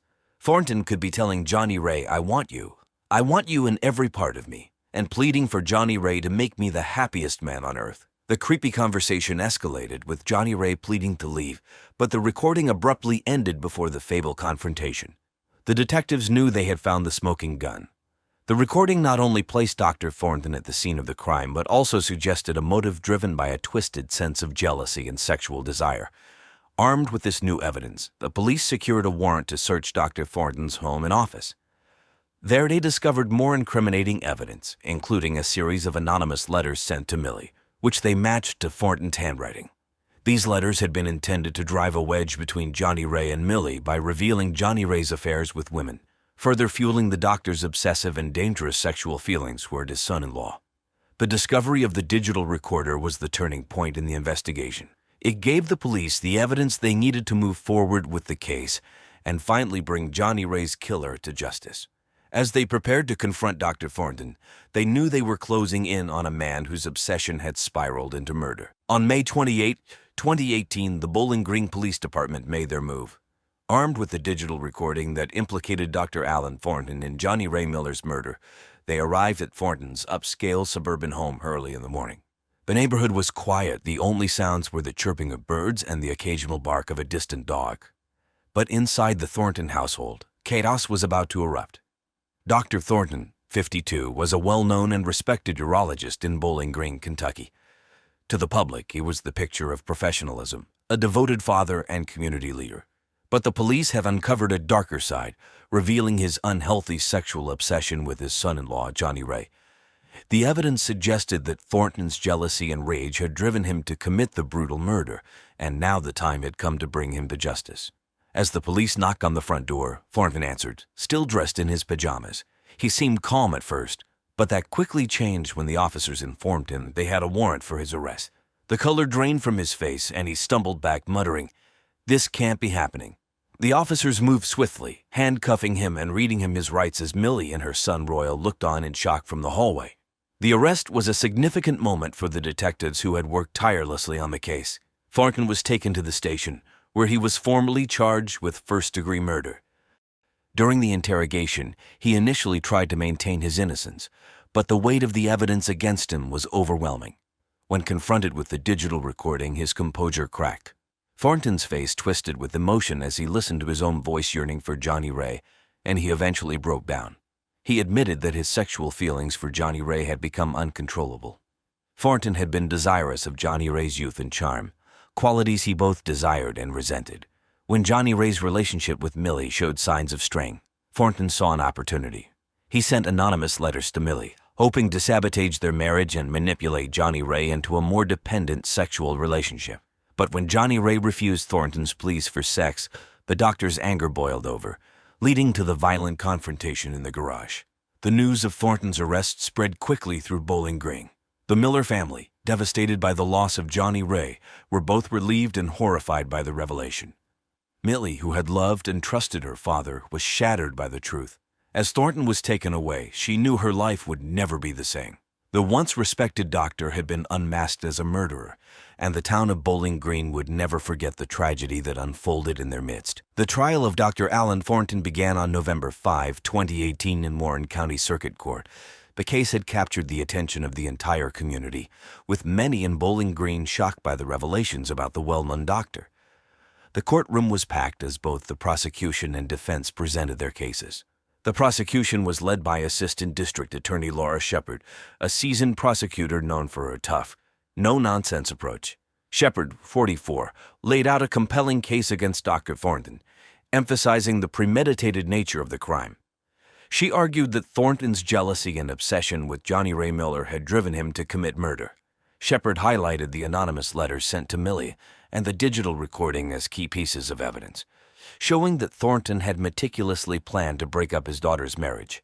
She described Thornton as a man consumed by his twisted desires, ultimately leading him to kill the young father in a fit of rage. On the other side, the defense was handled by attorney Mark Preston, 50, a well-respected figure in Bowling Green's legal community, known for his calm demeanor. Preston argued that Thornton had acted in a moment of temporary insanity, claiming that the doctor's actions were the result of an emotional breakdown rather than a calculated plan. He suggested that Thornton's mental state had deteriorated, causing him to lose control. Preston tried to cast doubt on the prosecution's case by questioning the reliability of the digital recording and suggesting that Thornton's actions might have been influenced by stress rather than deliberate intent. Throughout the trial, Johnny Ray's family, including his wife Millie and their young son Royal, sat in the courtroom. They were visibly emotional as they listened to the details of Johnny Ray's murder. Millie, in particular, struggled to hold back tears as she heard about the extent of her father's betrayal. After several days of testimony, the jury deliberated for just under 4 hours before returning with a verdict. Dr. Alan Thornton was found guilty of first-degree murder. The verdict was met with relief and sadness by Johnny Ray's family and friends. The judge sentenced Thornton to life in prison without the possibility of parole, ensuring that he would pay for the brutal crime. The trial had a profound effect on the Bowling Green community. It was a harsh reminder of how hidden obsessions and betrayals can lead to devastating consequences. For Johnny Ray's family, the verdict provided some measure of justice, but the loss of their loved one would remain a deep wound. In the aftermath of Dr. Alan Thornton's trial, life in Bowling Green slowly began to return to normal, though the impact of the case was deeply felt by everyone involved. Dr. Thornton, now serving a life sentence without parole at the Kentucky State Penitentiary, faced a life of isolation and regret. His once respected medical career was over, and he had become a pariah in his community. The prison environment was harsh, and Thornton struggled to adapt to the new reality of his life behind bars. He was placed in solitary confinement for his own protection, given the high-profile nature of his crime. His family remained supportive but faced their own struggles. The scandal had shattered their lives, leaving them to cope with the shame and isolation that came with Thornton's conviction. For Millie Thornton, the trial had been a devastating experience. As she tried to rebuild her life, she focused on caring for her young son, Royal, and finding some sense of normalcy. Millie continued to live in Bowling Green but found it difficult to escape the shadow of the tragedy that had unfolded. She was often seen in public with a somber expression, grappling with the dual burden of grief for her husband and betrayal by her father. Community support was crucial for Millie as she navigated her new reality. Friends and neighbors offered their condolences and practical help, though nothing could fully mend the emotional scars left by the murder. The Thornton case left a lasting mark on Bowling Green, a small town that had been rocked by the shocking events. While the community worked to heal, the story of Johnny Ray Miller and the betrayal by someone so close to him remained a poignant reminder of the dark side of human nature. Joel Donovan, 29, was a Boston native who worked as a successful software engineer at a small tech company in the city. He grew up in a lower middle-class family and had always been known for his intelligence and problem-solving skills. After attending Northeastern University, where he earned a degree in computer science and a reputation as a prodigy, Joel quickly found success in his career. His laid-back personality, dry sense of humor, and sharp mind made him well-liked by his friends and colleagues. In his personal life, Joel was deeply in love with his fiancée, Rebecca Abernathy, 27. The two had met through mutual friends in Boston, and their relationship had grown quickly. Friends described Joel as being smitten with Rebecca, who was outgoing and full of energy, a stark contrast to his more reserved nature. Despite their differences, they seemed to complement each other well. Rebecca had also developed a close friendship with Joel's mother, Patricia Donovan. The two went and bonded over their shared interest and spent a lot of time together. Joel's love for Rebecca was evident to everyone around him, and he believed they were a perfect match. They had planned a beautiful wedding to take place at a ranch near Marana, Arizona, in late February 2020, choosing the venue for its scenic views and rustic charm. However, in the weeks leading up to the wedding, Joel began to notice Rebecca's odd behavior. She seemed distant and distracted, often disappearing for hours at a time without explanation. This led to growing suspicion in Joel's mind. Still, he tried to push these thoughts aside, hoping that it was just pre-wedding stress. The day before the wedding, Joel spent time with his best man and close friend, Patrick Walsh, and they talked about their futures. Joel shared how excited he was to marry Rebecca and to start the next chapter of his life. He had plans to move to a bigger house and maybe even start a family soon. But those dreams were cut tragically short just one day later. On the afternoon of February 22, 2020, what was supposed to be a joyful wedding day took a horrific turn. It was around 4:30 p.m. when Joel Donovan's body was discovered at a picturesque ranch near Marana, Arizona. The ranch, a popular wedding venue known for its sprawling desert views and rustic barns, had been transformed for Joel and Rebecca's wedding. But instead of celebrating, guests were left shocked and horrified by what unfolded. Joel was found by his best man and close friend, Patrick Walsh. After hearing a commotion following Joel's shocking accusation that his new wife was a cheater during his wedding speech, Patrick rushed to check on his friend. He found Joel lying on the floor near the reception area, covered in blood. Joel had been stabbed multiple times in the chest. The knife, which had been used to cut the wedding cake earlier in the evening, lay nearby, stained with blood. Patrick was in disbelief. He had known Joel for most of his life, and never imagined something like this could happen on what should have been one of the happiest days of his life. His initial reaction was panic. Shaking, he called 911 and tried to explain what he had found. His voice was shaky as he told the dispatcher that Joel had been stabbed and was unresponsive. Several wedding guests had also seen the aftermath and were screaming in terror, adding to the chaos. Within minutes, the venue turned into a scene of confusion. Guests were ushered away from the crime scene, many of them still in shock, unable to comprehend what had just happened. Some guests, who had been enjoying the open bar and taking pictures with their smartphones, found themselves documenting a murder scene instead. Photos and videos taken earlier in the day quickly spread on social media, with many people sharing their disbelief at how quickly the celebration turned into tragedy. Patrick tried to administer first aid, but quickly realized there was nothing more he could do. Joel was already gone by the time paramedics arrived. It was a gruesome sight. Blood pooled on the floor, Joel's tuxedo soaked red, and his eyes wide open in shock. The paramedics officially pronounced Joel dead on the scene, and the entire venue was put on lockdown while local authorities arrived to begin their investigation. Police arrived at the ranch near Marana, Arizona, at approximately 5:00 p.m. on February 22, 2020, just minutes after receiving Patrick Walsh's 911 call. Leading the investigation was Detective Martina Morales, a seasoned investigator with the Pima County Sheriff's Department. Known for her calm demeanor and sharp instincts, Morales immediately took charge of the chaotic situation. As the sun began to set over the desert, the ranch's picturesque setting clashed with the grim scene inside the reception area. Blood was splattered across the wooden floor where Joel Donovan's body lay, his tuxedo soaked in red. The wedding cake, which had been beautifully decorated with desert flowers, stood nearby, its knife now a murder weapon. Guests had been ushered outside by staff, some still wearing their formal attire, visibly shaken by the horrific events. Detective Morales and her team immediately began surveying the area, carefully marking off sections of the reception hall with yellow crime scene tape. They started by photographing the scene and collecting potential evidence. The murder weapon, the cake knife, was the first piece of evidence collected. Morales noted that it appeared to have been wiped hastily, likely in a panic by the attacker, but blood traces were still clearly visible on the blade.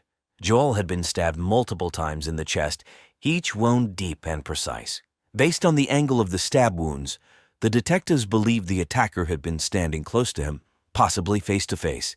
Blood spatter analysis was done to determine the sequence of events, with experts using luminal spray to check for any hidden bloodstains that might have been missed by the naked eye. Morales quickly interviewed the guests, many of whom were still in shock, their wedding clothes rumpled and their faces pale. Everyone described hearing Joel's shocking accusation during his wedding speech. "My wife is a cheater," followed by a loud commotion. Some guests reported seeing a masked intruder rushing through the crowd moments after Joel collapsed. However, no one could give a clear description of the attacker. Security footage from the venue was immediately retrieved, and officers began reviewing it on site. Morales hoped that it would reveal more about the mysterious masked intruder, but the video quality was poor, making it difficult to identify anyone clearly. With the scene secured and evidence collected, Morales knew this would be a long and complex case. The investigation was just beginning. The first suspect the police turned their attention to was Rebecca Abernethy Donovan, the 27-year-old bride and Joel Donovan's new wife. In the hours following the murder, Rebecca was taken to the Pima County Sheriff's Office for questioning. Still wearing her white wedding dress, now stained with blood, Rebecca appeared dazed and in shock. She was a marketing executive from Boston, known for her outgoing personality and her tendency to enjoy the spotlight, a sharp contrast to her husband's more reserved nature. Detective Morales led the interrogation. Her goal was to determine whether Rebecca had any involvement in Joel's murder. From the start, Rebecca was emotional, her voice trembling as she recounted the events of the day. She described her marriage to Joel as mostly happy, though she admitted they had experienced difficulties leading up to the wedding, she said tearfully. Rebecca's emotions fluctuated wildly during the interview, swinging between sobbing and stunned silence.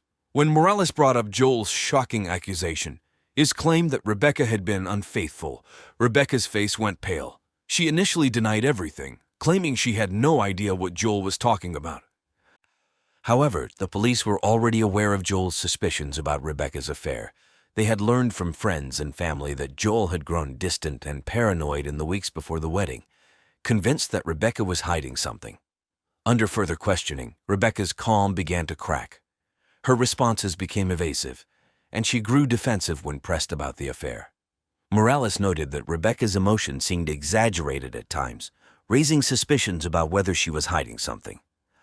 However, despite her suspicious behavior, Rebecca denied any involvement in Joel's murder. She insisted that she had been frozen in shock when Joel was attacked, and had no idea who the masked intruder was.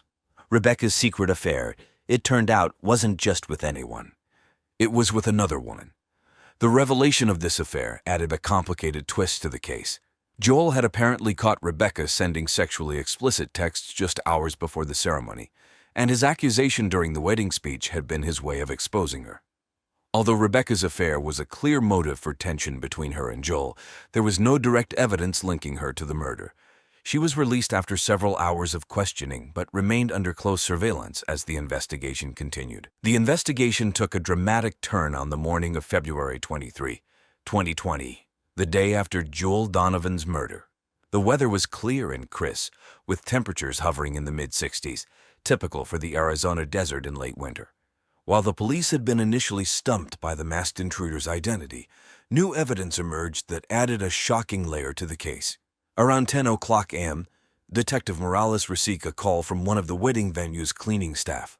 The worker had been tidying up the honeymoon suite when she discovered something unusual, a pair of torn women's undergarments beneath the bed, along with a half-empty bottle of champagne.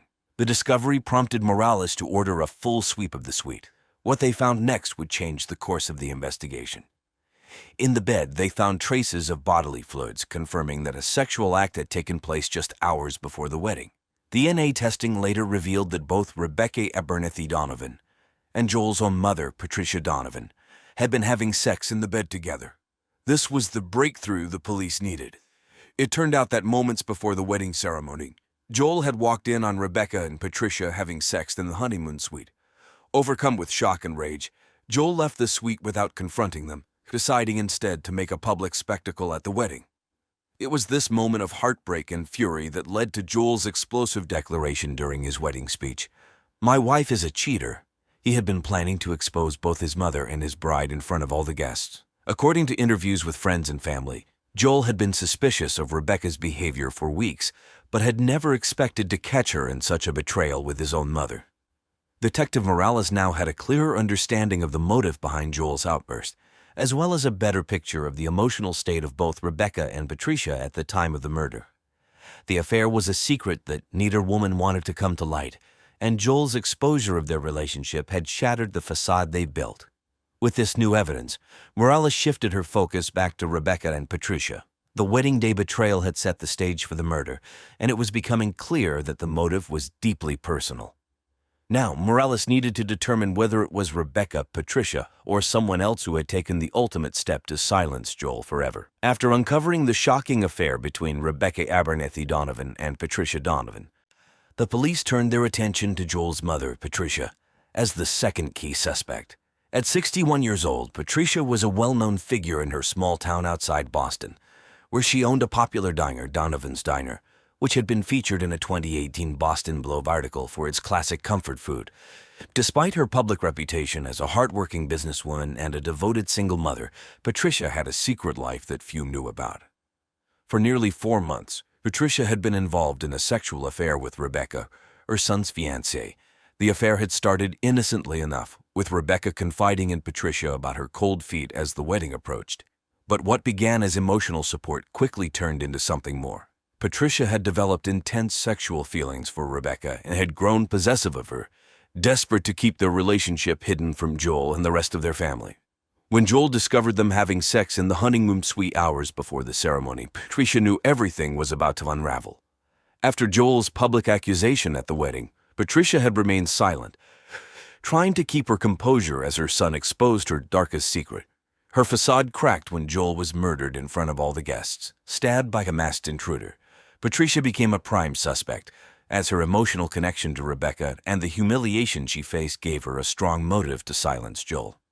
Detective Morales interrogated Patricia for several hours at the Pima County Sheriff's Office. During the questioning, Patricia appeared calm but deeply emotional, often pausing to wipe away tears. She admitted to the affair with Rebecca, but vehemently denied any involvement in her son's murder. However, the detectives noted inconsistencies in her story. Patricia claimed to have been in shock during the attack, yet several wedding guests reported seeing her leaving the area before Joel was stabbed. Despite her denials, Patricia's behavior during the interrogation raised red flags. Her emotional state shifted rapidly, from sorrow to anger, as Morales pressed her on the details of the affair and its aftermath. Although Patricia continued to deny any involvement in the murder, her possessiveness over Rebecca and the shame of being publicly exposed made her a compelling suspect. However, without direct evidence linking her to the attack, the police couldn't yet make an arrest. For now, Patricia remained the suspect, her secrets threatening to destroy everything she had worked so hard to protect. The third suspect the police focused on was Patrick Daniel Walsh, Joel Donovan's best man and lifelong friend.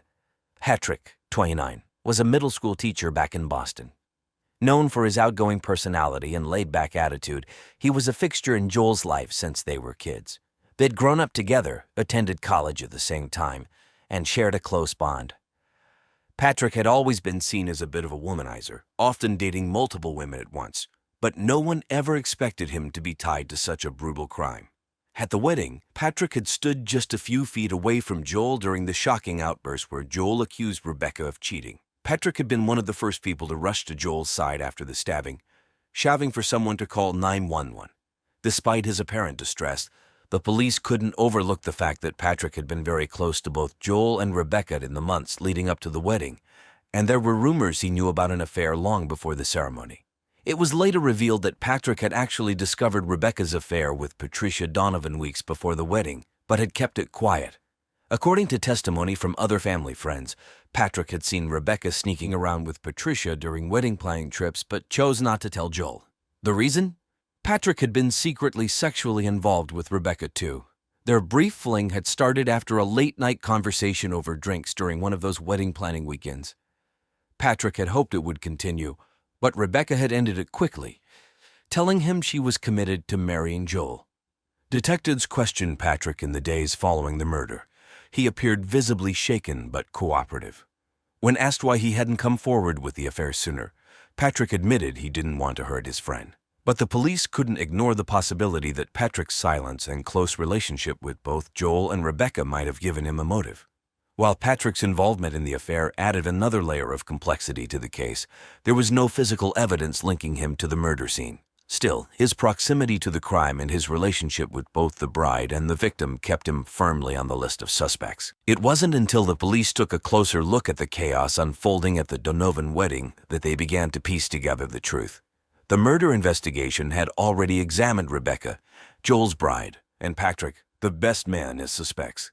But as more guests were interviewed, attention shifted to someone who, at first, seemed like an unlikely culprit, Joel's own mother, Patricia Donovan. Patricia Donovan, 61, had built a reputation in Boston as a successful diner owner.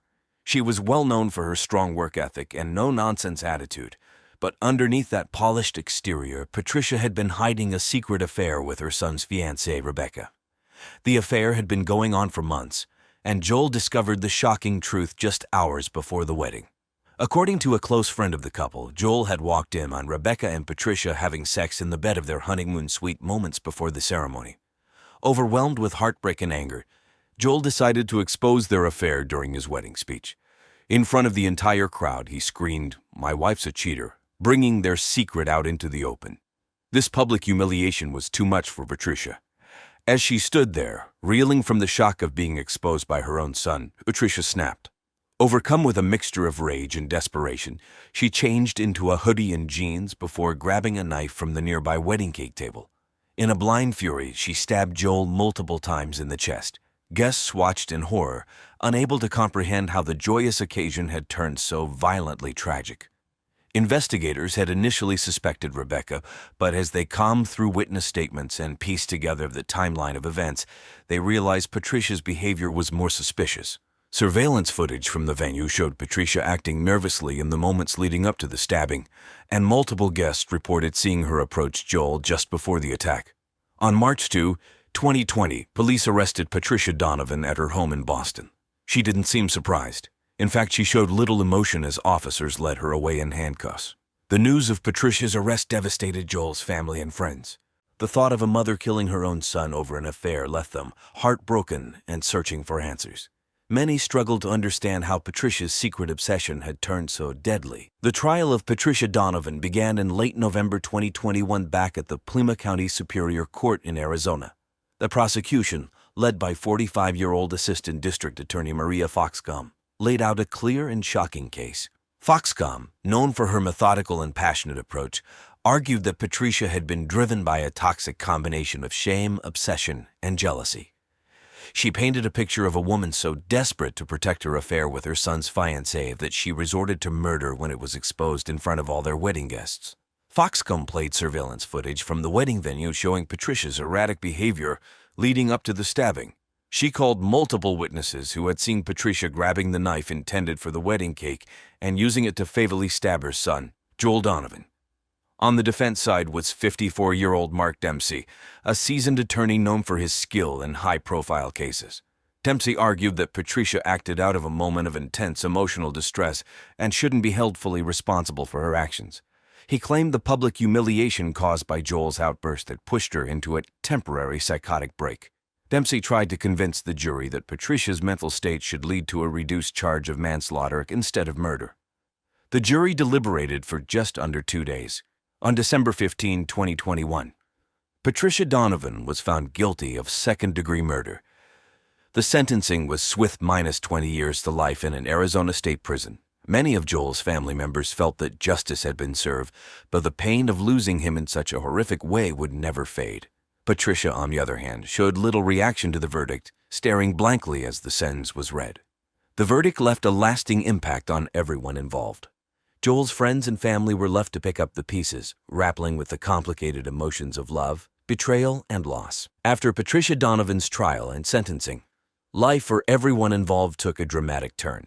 The Donovan family, once well-respected in their Boston community, was now overshadowed by the tragic events that unfolded in Marana, Arizona.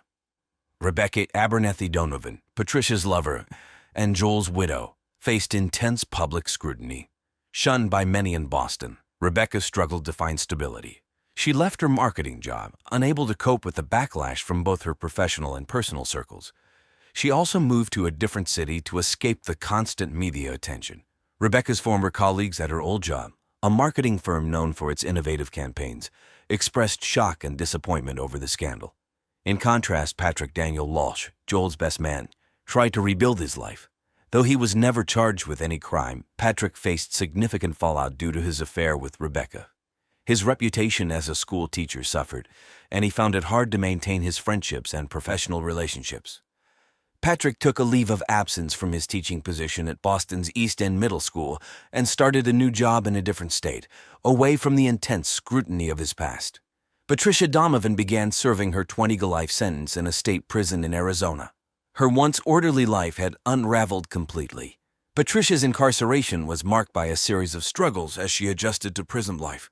The emotional toll of her actions, coupled with the isolation from her family, made her remaining years behind bars particularly challenging. The impact of the case extended beyond the immediate families involved. The Marana wedding venue, once a symbol of celebration, became a somber reminder of the tragedy. Local media continued to cover the story, keeping the community's attention on the shocking events of that February day. Life for everyone connected to the case had been forever changed. The search for normalcy amid the aftermath of such a tragic and public event was an ongoing struggle for all involved.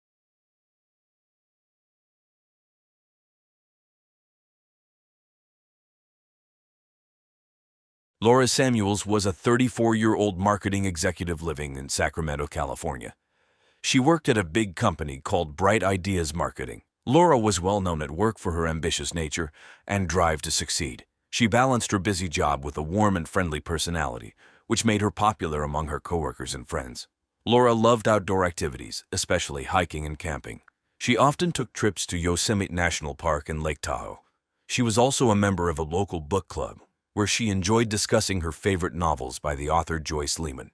Laura's friends described her as kind-hearted and always ready to help others. She had a bright smile that could light up a room. In June 2010, Laura was planning a special camping trip with her family. She and her husband, Carl, along with their 2 children, Ponderosa, age 10, and Velveeta, age 8, were excited about their upcoming adventure.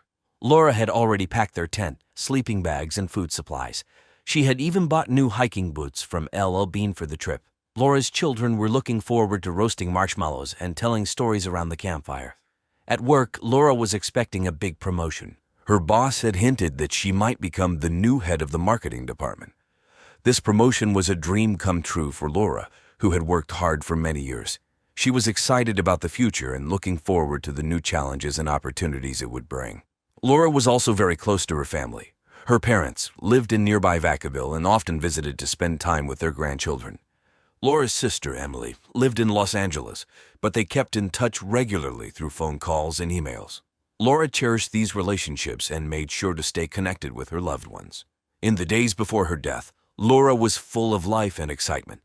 She was looking forward to the camping trip and the possibility of a promotion at work. Her friends and family remember her as a loving and caring person who always put others first. Laura's tragic death was a shocking and heartbreaking loss to everyone who knew her. On the morning of June 14, 2010, Carl Samuels woke up early to get ready for work. It was around 7:00 a.m., and the sun was shining brightly in Sacramento, California. Carl noticed that his wife, Laura, was not in bed. Thinking she might be in the kitchen, he went downstairs.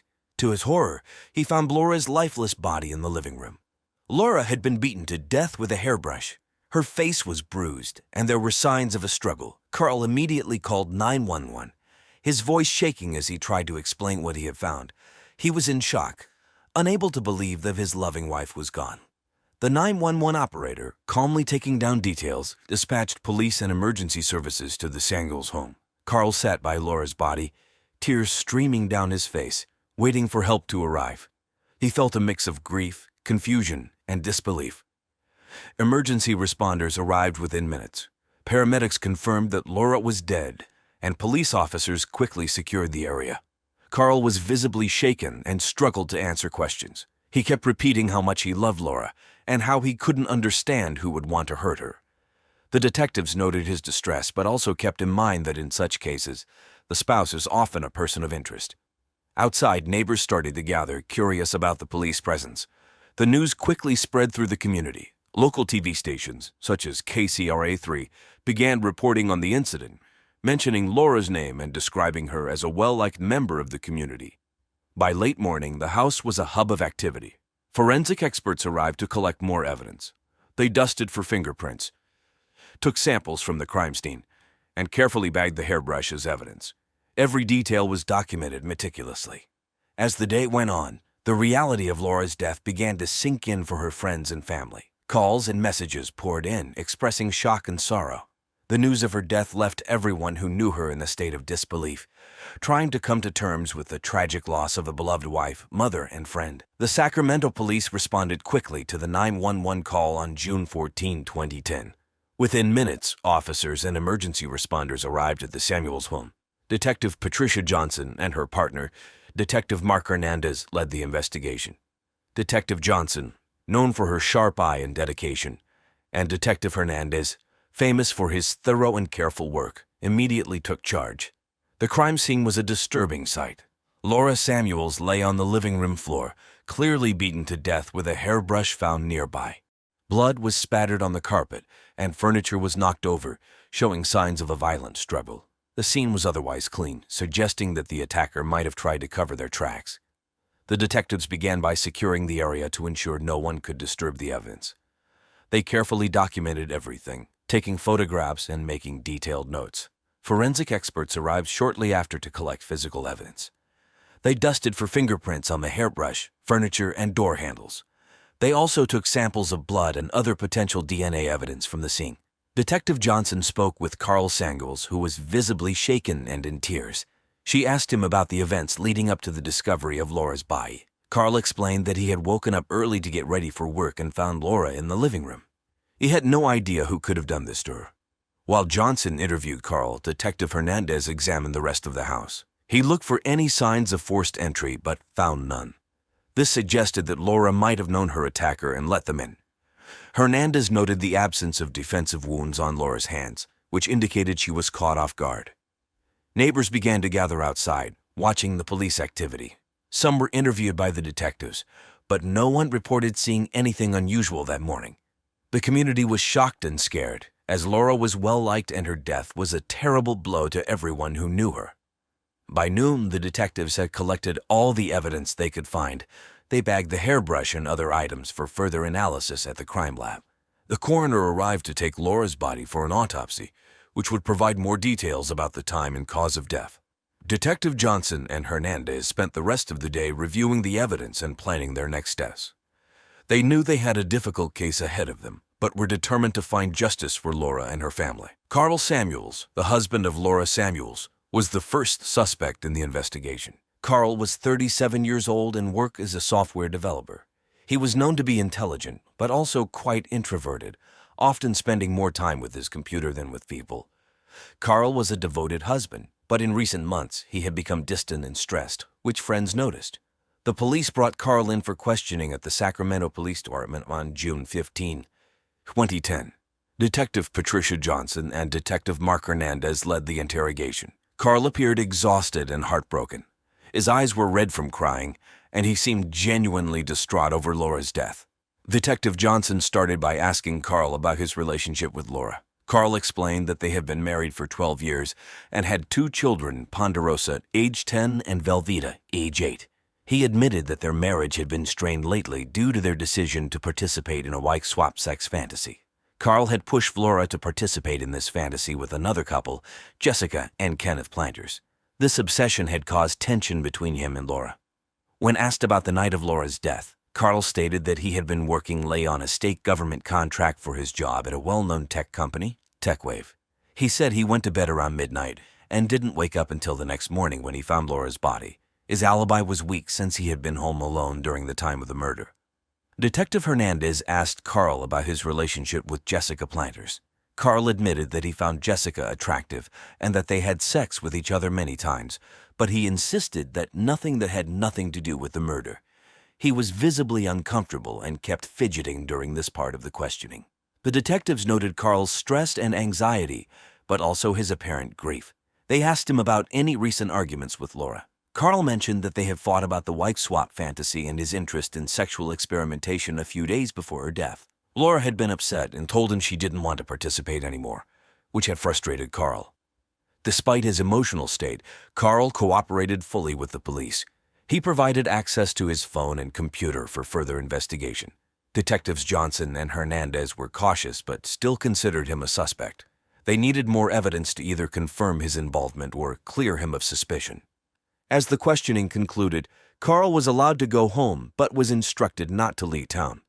The detectives continued to gather information, knowing they had to explore all possible angles in the case to find the truth about who killed Laura Sangles. The second suspect in the investigation was Jessica Planters, a 32-year-old yoga instructor.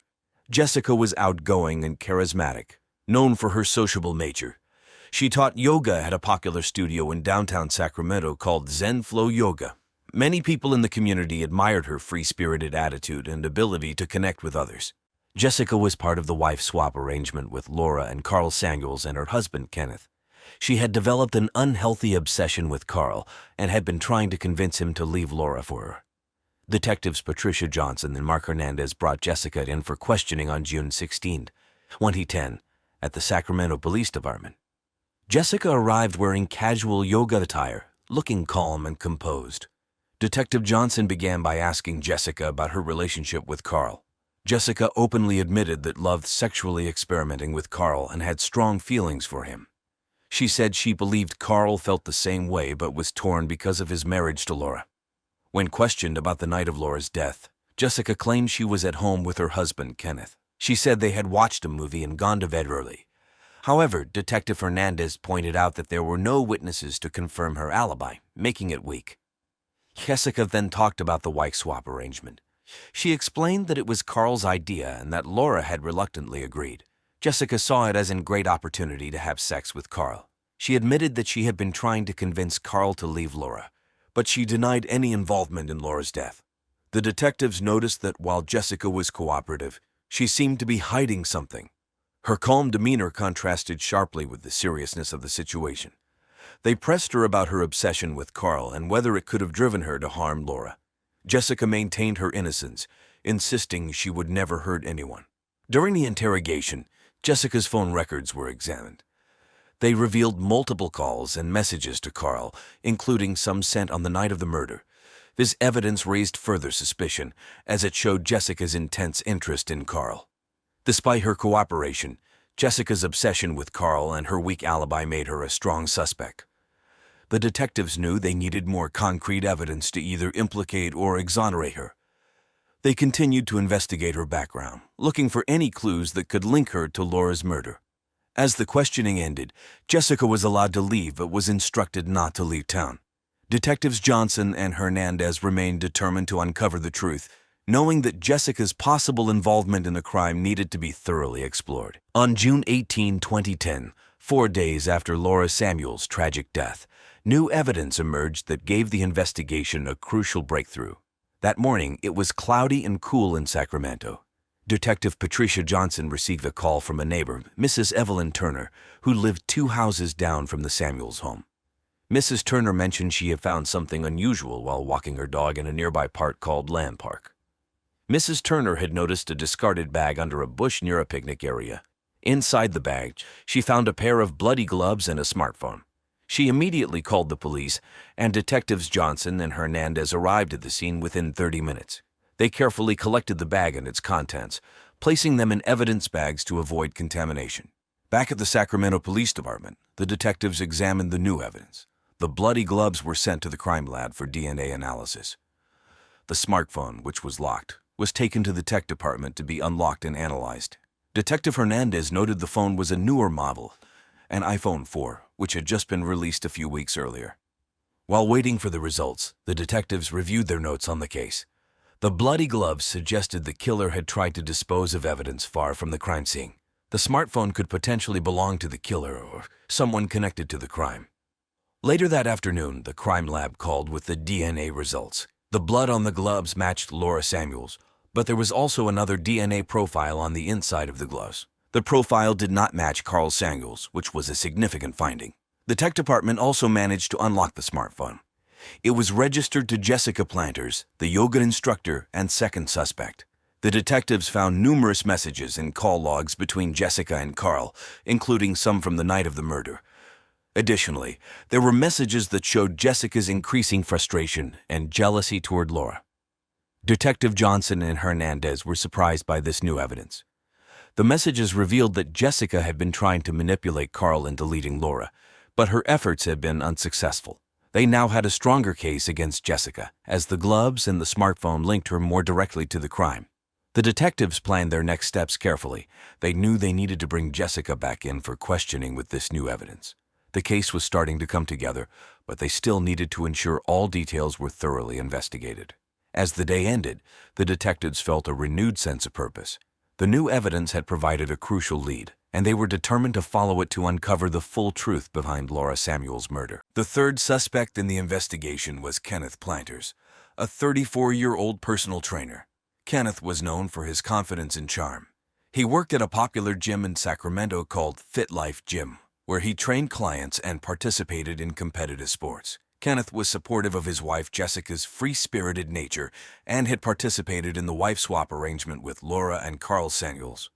However, Kenneth had become increasingly jealous and suspicious. Detectives Patricia Johnson and Mark Hernandez brought Kenneth in for questioning on June 19, 2010. Kenneth arrived at the Sacramento Police Department wearing a Fit Life Gym t-shirt and jeans. He appeared nervous but tried to remain composed. Detective Johnson began by asking Kenneth about his relationship with Jessica. Kenneth explained that they had been married for 8 years and had a mostly happy marriage. However, he admitted that the wife swap arrangement had caused tension. Kenneth confessed that he had become uncomfortable with the arrangement, as he was developing feelings for Carl Samuels and felt left out. When asked about the night of Laura's murder, Kenneth claimed he was at home with Jessica. He said they had watched a movie, Iron Man 2, which had been released a few weeks earlier, and went to bed early. Kenneth's alibi was the same as Jessica's, but the detectives were skeptical due to the new evidence linking Jessica to the crime.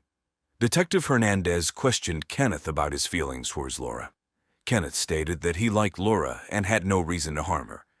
He seemed genuinely upset about Laura's death and insisted he had nothing to do with it. However, his jealousy and discomfort with the wife swap arrangement were noted by the detectives. The detectives then presented Kenneth with the new evidence, the bloody gloves and the smartphone found in Land Park. Kenneth was visibly shocked and denied any knowledge of the items. He insisted that he had no reason to hurt Laura and was being truthful about his whereabouts on the night of the murder. Despite his cooperation, Kenneth's weak alibi and growing jealousy made him a suspect. The detectives decided to keep a close eye on him while they continued to investigate Jessica. They believed that Kenneth might have more information about the crime and Jessica's involvement. As the questioning ended, Kenneth was allowed to leave, but was instructed not to leave town. Detectives Johnson and Hernandez were determined to uncover the full truth, knowing that the evidence was leading them closer to solving the case. On June 20, 2010, the Sacramento police made a breakthrough in the Laura Samuels case. After carefully examining all the evidence, they identified Jessica Planters as the murderer. Jessica, a 32-year-old yoga instructor, had developed an unhealthy obsession with Carl Samuels, Laura's husband. Jessica believed that if Laura were out of the picture, Carl would be with her. The detectives pieced together how Jessica went about killing Laura. On the night of June 13, 2010, Jessica had gone to the Samuels home. She knew Carl would be working late, and Laura would be alone. Using a hairbrush, she brutally beat Laura, ensuring there was no noise to alert the neighbors. Jessica then staged the scene to look like a struggle, hoping it would mislead the police. Jessica's motive was her deep obsession with Carl and her desire to replace Laura in his life. She thought eliminating Laura would make Carl choose her. Additionally, she wanted to frame her own husband, Kenneth, for the murder, ensuring both her romantic rival and unsatisfactory husband were out of the picture. On June 20, around 2:00 p.m., Detective Patricia Johnson and Detective Mark Hernandez went to Jessica's home to arrest her. The sky was overcast, reflecting the somber mood. Jessica was taken by surprise. She had been teaching a yoga class at Zen Flow Yoga when the detectives arrived. When they informed her of the arrest, Jessica initially tried to maintain her composure but soon broke down, crying and pleading her innocence. The police handcuffed Jessica and escorted her out of the studio. The news spread quickly, and local media, including KCRA3 and Fox 40, covered the arrest. The community was shocked as they watched Jessica, a once-admired yoga instructor, being taken away by the police. Laura's family reacted with a mix of relief and sorrow upon hearing of Jessica's arrest.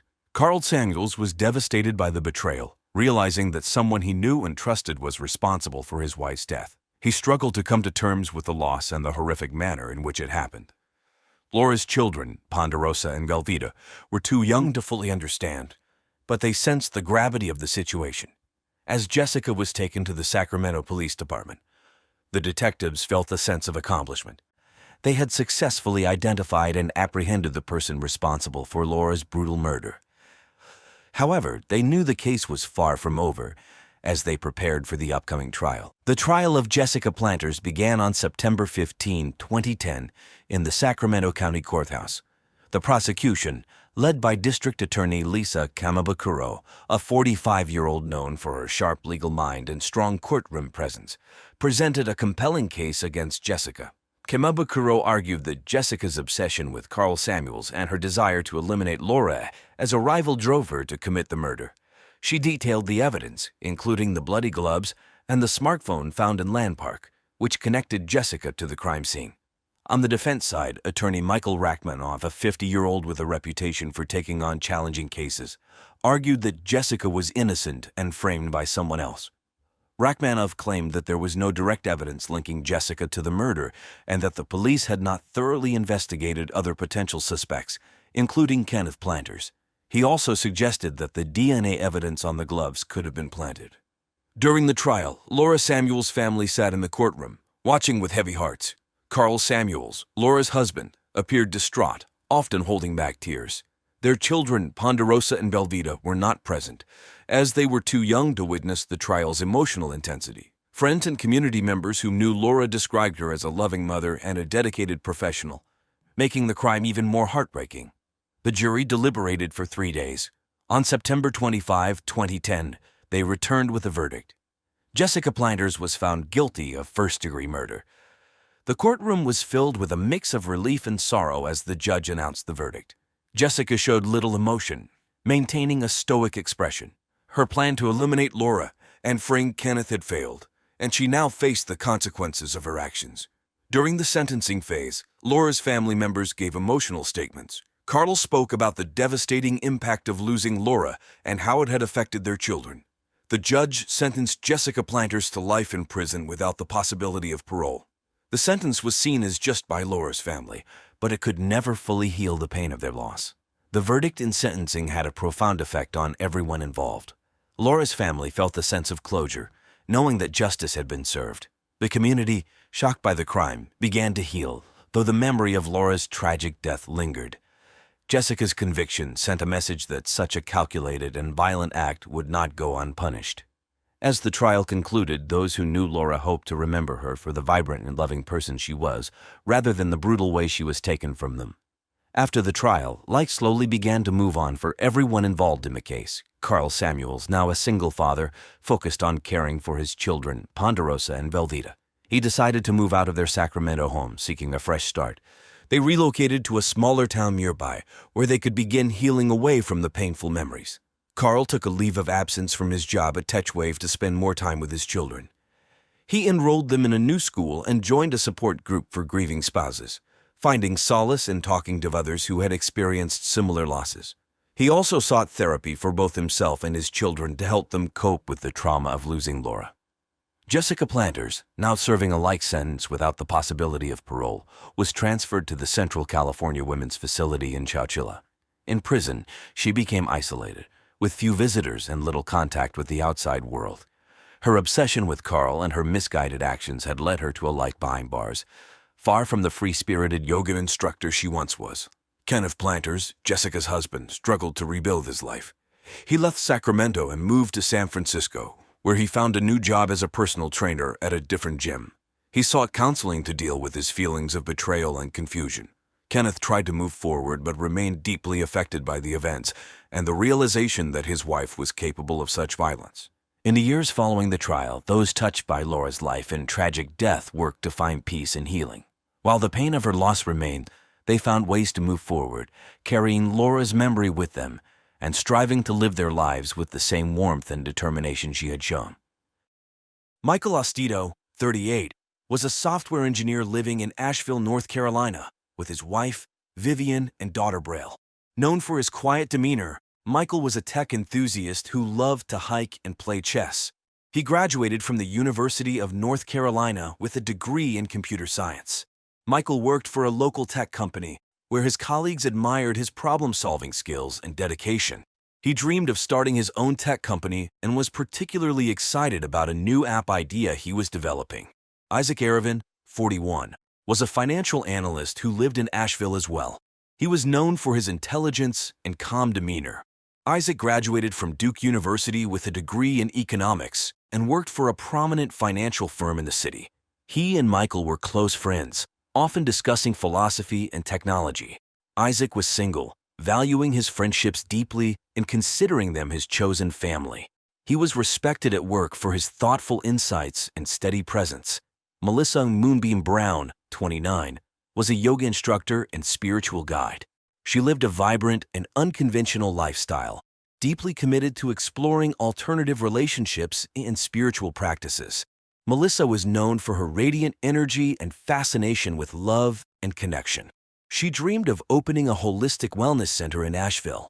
Her interest in unconventional sexual dynamics led her to form a polyamorous relationship, or throuple, with Michael and Isaac, something that Michael's wife, Vivian, tepidly agreed to. On March 17, 2012, the day before their deaths, Michael shared an article on Facebook about a financial seminar at the local community center. Melissa posted on Instagram, sharing her excitement about an upcoming retreat she was planning on goat yoga. The three of them checked into a daze and off the interstate, looking forward to a night of sexual escapades. Melissa was preparing spiritual activities, including yoga sessions and tantric meditations, to strengthen their bonds and enhance their sexual creativity. However, their plans were tragically cut short. Their lives were brutally ended in an unexpected and violent manner, leaving the community in shock. On the morning of March 18, 2012, at around 10 a.m., the weather was overcast and cool in Asheville, North Carolina. Diana Lopez, a housekeeper at the local Days Inn, was going about her usual routine. As she approached room 214, she knocked and called out, but there was no response. Assuming the guest had checked out early, Diana used her master key to enter the room. The scene that greeted her was beyond anything she had ever experienced. The bloodied corpses of Michael Ostito, Isaac Arevin, and Melissa Moonbeam Brown were lying naked in the bed, their faces disfigured and unrecognizable. In the bathroom, their limbs had been severed and stuffed into the toilet, creating an unbelievably horrific sight. Diana was initially frozen in shock, Unable to comprehend the brutality of the scene before her, Diana quickly regained her composure and rushed out of the room to call 911. Her voice trembled as she reported the gruesome discovery, and she struggled to describe the scene to the dispatcher. Within minutes, police and emergency responders were on their way to the Days Inn. News of the gruesome discovery quickly spread through Asheville. Local media, including the Asheville Citizen-Times, reported on the triple homicide in the Days Inn became a focal point for both reporters and curious onlookers. The community, known for its peaceful and artistic atmosphere, was stunned by the brutality of the murders. The police presence at the Days Inn remained heavy throughout the day as detectives and forensic teams worked tirelessly to gather evidence and piece together what had happened. The shocking nature of the crime left a deep impact on everyone involved, from the officers and detectives to the residents of Asheville. The Asheville police arrived swiftly at the Days Inn on the morning of March 18, 2012. Detectives Jason "Milkmaid" Mullen and Lisa Ramirez, known for their thorough and insightful investigative skills, were called in to lead the case. Detective Mullen, a meticulous and detail-oriented investigator, had worked on several high-profile cases in Asheville. Detective Ramirez, known for her sharp instincts and ability to read people, complemented Mullen's methodical approach. As they entered room 214, they were struck by the brutality of the scene. Blood splatters covered the walls and furniture, and the bed was soaked in blood. The bodies of Michael Ostito, Isaac Aravan, and Melissa Moonbeam Brown lay in the bed, their faces unrecognizable and their limbs severed and stuffed into the toilet. The detectives quickly identified a katana, or Japanese sword, as the murder weapon. The presence of such an unusual weapon added a layer of complexity to the case. The detectives began their investigation by thoroughly documenting the crime scene. They took numerous photographs and collected samples for DNA analysis. Luminol was used to detect blood traces that were not immediately visible. The forensic team carefully gathered fibers, hair samples, and any other potential evidence that might provide clues about the killer. Detectives Mullen and Ramirez also spoke with Diana Lopez, the housekeeper who had discovered the bodies. Diana, still shaken, described the horrifying scene she had encountered and her immediate reaction. Her detailed account helped the detectives piece together the timeline of events leading up to the discovery. Outside the motel room, the parking lot was cordoned off with yellow police tape, and officers began canvassing the area, speaking with other guests and staff members to gather any additional information. They learned that no one had seen or heard anything unusual that morning, adding to the mystery of how the murders had occurred without attracting attention. The Asheville Citizen-Times and local TV stations quickly picked up the story, reporting on the shocking triple homicide. The community, known for its peaceful, artistic vibe, was shaken by the brutal crime. Reporters and onlookers gathered near the Days Inn, seeking any updates on the investigation. As the day progressed, the detectives continued their meticulous work, hoping to find leads that would point them to the killer. The complexity of the crime scene and the unusual weapon used indicated a deeply personal and premeditated act of violence. The investigation was only beginning, but detectives Mullen and Ramirez were determined to uncover the truth behind the horrific murders. Vivian Ostito, 36, was the first suspect the police investigated. Vivian was Michael Ostito's wife, known for her outgoing personality and creative spirit.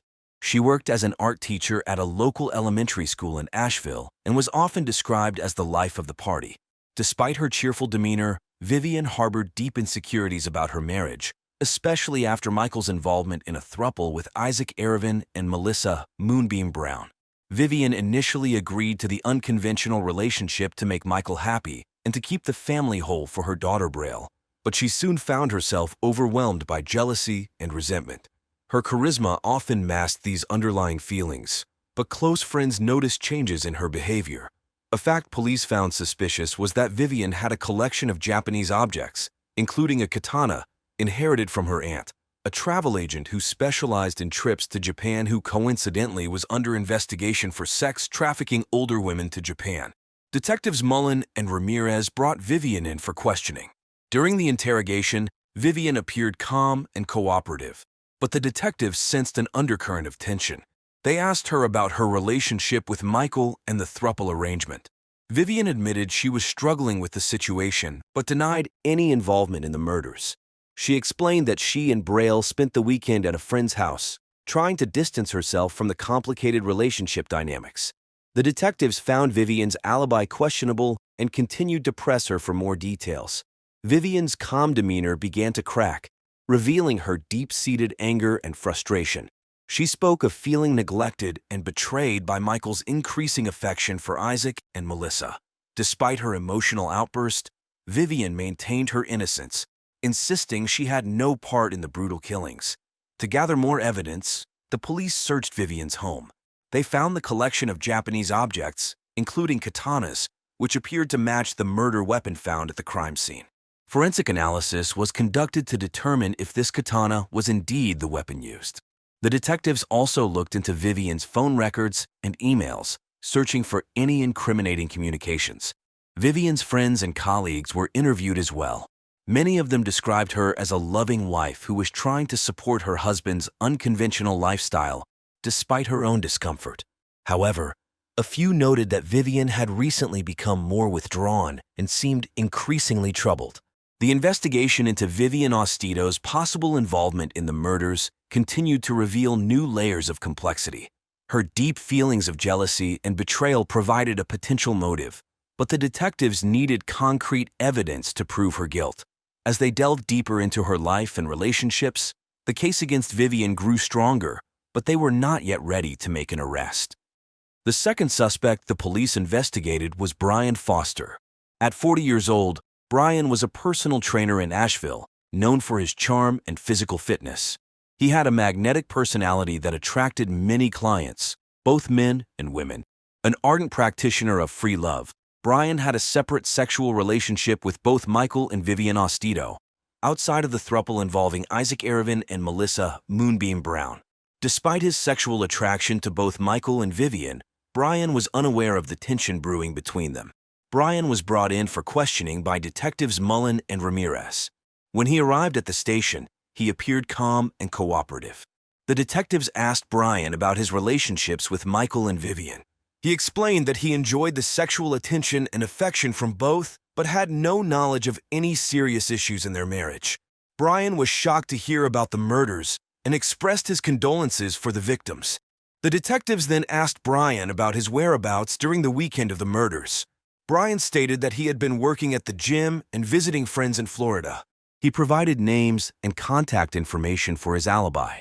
The detectives verified Brian's alibi, finding that he had been seen at a gym in Tampa and with friends during the time of the murders. The investigation into Brian Foster's possible involvement in the murders revealed no immediate evidence linking him to the crime. His alibi was solid, and there were no signs of violent tendencies. However, the detectives were not ready to rule him out completely. They continued to monitor his activities and communications, hoping to uncover any new information. As the investigation progressed, Brian's name remained on the list of suspects, but without concrete evidence, the detectives turned their focus to other potential leads. Brian's charm and cooperative nature made it difficult to determine if he was hiding something or truly innocent. The third suspect the police investigated was Luann Harris, 29. Luann was a yoga instructor and spiritual teacher known for her serene and calming presence. She lived in Asheville and was good friends with both Vivian Ostito and Melissa Moonbeam Brown. Luann had been introduced to the throuple as a potential fourth partner, but her involvement was more emotional than physical. Detectives Mullen and Ramirez brought Luann in for questioning. She appeared calm but worried. The detectives asked her about her feelings about the throuple. Luann admitted she was close to Vivian and found it hard to see her friend unhappy in her marriage. She denied having any role in the murders or in the throuple. She explained to them she was not interested in sex, and that, although she had the body of an adult woman, her true soul was that of a 19th-century Swiss child named Berthold. The detectives then questioned Luann about her whereabouts during the weekend of the murders. Luann said she had been teaching a seminar on true souls in nearby Black Mountain. She provided a schedule of the retreat and names of participants who could confirm her alibi. She even told the detectives the identities of their true souls. Detective Mullen was that of a Chinese girl named Lu Mei, and Detective Ramirez had the soul of an ancient Indian guru named Pandichi. The detectives checked her alibi and found that Lewin had been seen at the retreat for most of the weekend. Despite her alibi, the detectives continued to probe Luann's possible involvement. They searched her home and yoga studio, looking for any clues. They found several books on spirituality and healing, but nothing that directly connected her to the crime. They also checked her phone records and emails, hoping to find any communication that might hint at her involvement. Luann's calm and cooperative demeanor during the interrogation matched her usual personality. However, the detectives remained skeptical. They knew that people could hide their true intentions well. The police interviewed Luann's yoga students and colleagues. Most described her as peaceful and dedicated to her practice. No one reported seeing any signs of violent behavior or unusual actions. Despite this, the detectives continued to monitor Luann, aware that jealousy could be a powerful motive. The investigation into Luann Harris revealed no immediate evidence linking her to the murders. Her alibi was strong, and her background showed no history of violence. Nevertheless, the detectives kept her under surveillance, hoping to uncover any new information that might come to light. After weeks of intense investigation, the police finally identified the murderer. On the morning of April 10, 2012, a breakthrough came when forensic analysis confirmed that the katana found at the crime scene matched the one in Vivian Ostito's collection. Detectives Mullen and Ramirez pieced together evidence from phone records, emails, and interviews, leading them to conclude that Vivian was the killer. Vivian, an art teacher, had a vibrant and charismatic personality that hid her deep insecurities. She felt neglected and betrayed by her husband Michael's growing sexual attachment to Isaac and Melissa. The throuple arrangement, which she initially accepted only to make Michael happy, became unbearable as she watched him drift further away. Vivian's jealousy and resentment reached a breaking point, driving her to commit the brutal murders. On the night of the crime, Vivian used her knowledge of Japanese swords to carry out the killings. Late at night, she waited until Michael, Isaac, and Melissa were asleep at the day's inn before entering the room with the katana. In a fit of blind rage, she attacked them, ensuring their faces were unrecognizable and severing their limbs. She stuffed the limbs into the toilet, adding to the gruesomeness of the scene. The morning of Vivian's arrest was overcast, reflecting the somber mood. The police arrived at her home at 8 a.m., armed with a warrant. Vivian was taken by surprise, her calm facade quickly crumbling into shock and disbelief. She was handcuffed and led to the police car, her neighbors watching in stunned silence. As the police car drove away, Vivian's emotions ranged from shock to a haunting realization of what she had done. The once vibrant art teacher was now at the center of a horrifying crime. The news of her arrest spread quickly through Asheville, leaving the community reeling. Brian Foster and Luann Harris, once suspects themselves, were equally shocked by the revelation. They had suspected Vivian's jealousy, but never imagined it would lead to such violence. Both faced their own emotional turmoil, dealing with the guilt of not foreseeing the tragic outcome. As Vivian Ostito faced the legal consequences of her actions, the community of Asheville tried to heal from the trauma. The police had unraveled a complicated web of relationships, jealousy, and betrayal to bring justice to the victims. The trial of Vivian Ostito began on October 12, 2012, in Asheville's Buncombe County Courthouse. The courtroom was packed with media, including reporters from the Asheville Citizen-Times and local TV stations. The community followed the trial closely, eager for justice to be served. The prosecution was led by District Attorney Ray Reynolds, a seasoned lawyer known for his firm stance on violent crimes. Reynolds, 75, was confident and assertive, presenting a compelling case against Vivian. He detailed how her jealousy and resentment had driven her to commit the brutal murders. Reynolds showed the jury the forensic evidence linking the katana to Vivian and highlighted her motive rooted in emotional turmoil. Vivian's defense attorney, Rachel McAllister, was 38 and known for her empathetic approach to cases. McAllister argued that Vivian's actions were a result of temporary insanity brought on by the extreme stress and emotional pain from the throuple arrangement. She painted a picture of a woman pushed to her limits by a complicated and unorthodox relationship dynamic.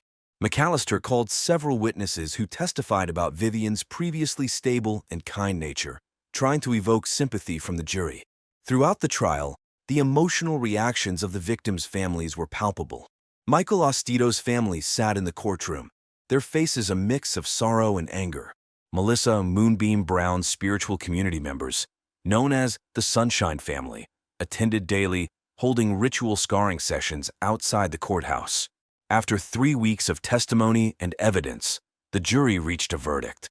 On October 22, 2012, Vivian Ostito was found guilty of 3 counts of first-degree murder. The courtroom was silent as the verdict was read, with the victims' families showing a mix of relief and grief. The judge sentenced Vivian to 3 consecutive life terms in prison. Vivian remained expressionless as the sentence was handed down, her once vibrant personality now a shadow of its former self. The sentencing brought a sense of closure to the victims' families, though the pain of their loss remained. Michael's family felt justice had been served, but they continued to mourn his untimely death. Melissa's spiritual community and Isaac's relatives hoped the verdict would bring some peace, though they knew the healing process would be long. Following Vivian Ostito's trial and sentencing, life began to slowly return to normal for those involved in the case. For the victims' families, the pain of their loss lingered, but the closure provided by the verdict brought a sense of peace. The detectives received commendations for their dedication and professionalism in solving the case. They continued to work on other investigations, though the memory of the gruesome murders stayed with them. The Asheville Police Department implemented new protocols for handling similar cases, ensuring a more coordinated and efficient response in the future.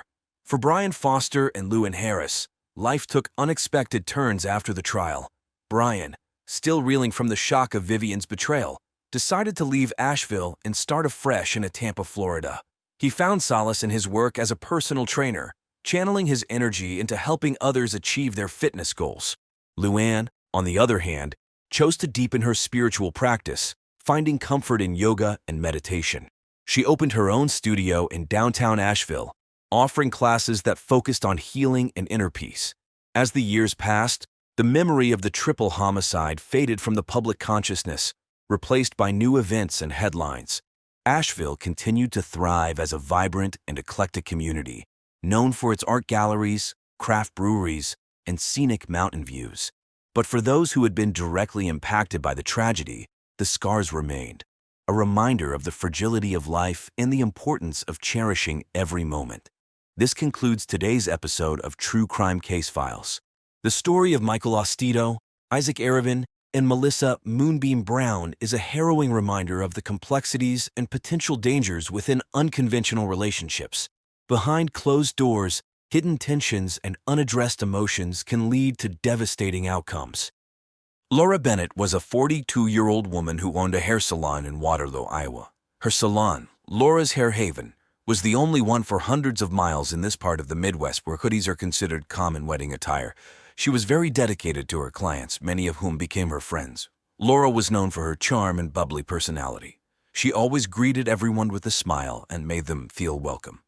Laura was also an active member of the community. She often volunteered at local shelters and participated in neighborhood events. She organized fundraisers and charity events, always looking for ways to help others. Laura was passionate about her work and her family. She loved styling hair and dreamed of expanding her salon business. She hoped to open a second location in the nearby town of Cedar Rapids. Laura lived in a cozy house on Maple Street with her husband, Mark Bennett.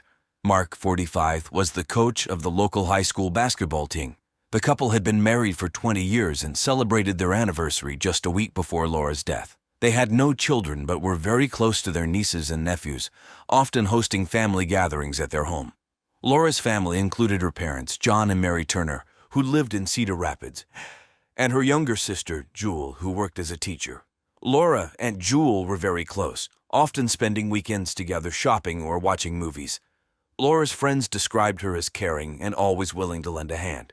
She was the type of person who remembered birthdays and always sent a card. On August 13, 2009, Laura spent the day at her salon, working with clients and catching up with friends. That evening, she went home to have dinner with Mark. They watched TV together, enjoying their favorite show, The Big Bang Theory. Laura was looking forward to a busy week ahead, filled with appointments at the salon and plans for the upcoming fundraiser. Laura's sudden and tragic death left the community in shock. Everyone who knew her felt a deep loss, and many wondered who could have wanted to harm such a kind and caring person. On August 14, 2009, at 8 o'clock a.m., it was a bright and sunny morning in Waterloo, Iowa. Mark Bennett, Laura's husband, woke up and went downstairs. As he entered the living room, he saw Laura lying on the couch. At first, he thought she was just sleeping, but something didn't seem right. She wasn't moving and looked very pale. Mark's heart raced as he walked closer and tried to wake her up. When she didn't respond, he panicked and grabbed the phone to call 911. His voice was shaky and full of fear as he spoke to the operator. My wife, she won't wake up. I think something's wrong. Please, send help. Sir, can you tell me your address? Please hurry. The operator assured him that help was on the way and instructed him to check if Laura was breathing. Mark followed the instructions, but there was no sign of life. He felt helpless and scared as he waited for the paramedics to arrive. Within minutes, an ambulance pulled up to the Bennett home, followed by a police car.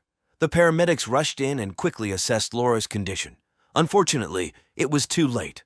Laura was pronounced dead at the scene. The paramedics tried to comfort Mark, who was in shock and couldn't believe what was happening. News of Laura's death spread quickly through the small town. Neighbors gathered outside the Bennett home, whispering and speculating about what could have happened. Laura was well known and loved in the community, and her sudden death left everyone in shock. Laura's body was taken to the medical examiner for an autopsy to determine the cause of death. As the day went on, the reality of the situation began to sink in for Mark and the community. A beloved member of their town was gone, and everyone wanted answers. The Waterloo Police Department arrived quickly at the Bennett home on August 14, 2009. It was a sunny morning, and the usually quiet Maple Street was now filled with the flashing lights of police cars and an ambulance. Detective Sarah Collins Miller and Detective Joe Roberts, both well-respected in the community, led the investigation. Detective Miller was known for her keen attention to detail, while Detective Roberts was praised for his methodical approach. As they entered the house, they were struck by how peaceful everything looked. Laura Bennett was found lying on the couch in the living room. There were no signs of a struggle, and nothing appeared out of place. Laura looked as if she had simply fallen asleep, but the detectives knew something much more sinister had occurred. The detectives began their investigation by speaking with Mark Bennett, Laura's husband. He was visibly distraught and still in shock from finding his wife that morning. Mark explained that Laura had seemed fine the night before, and he couldn't understand what had happened. The detectives took note of his calm yet detached demeanor, making sure to record his every word. Next, the detectives examined the crime scene. The living room was tidy, with Laura's favorite magazines, like People and Better Homes and Gardens, a highbrow magazine by Iowa standards, neatly stacked on the coffee table. A cup of tea sat untouched next to a partially finished crossword puzzle from the local newspaper, the Waterloo Cedar Falls Courier. Detective Miller noticed a faint, unusual odor in the room, which she later identified as coming from Laura's teacup.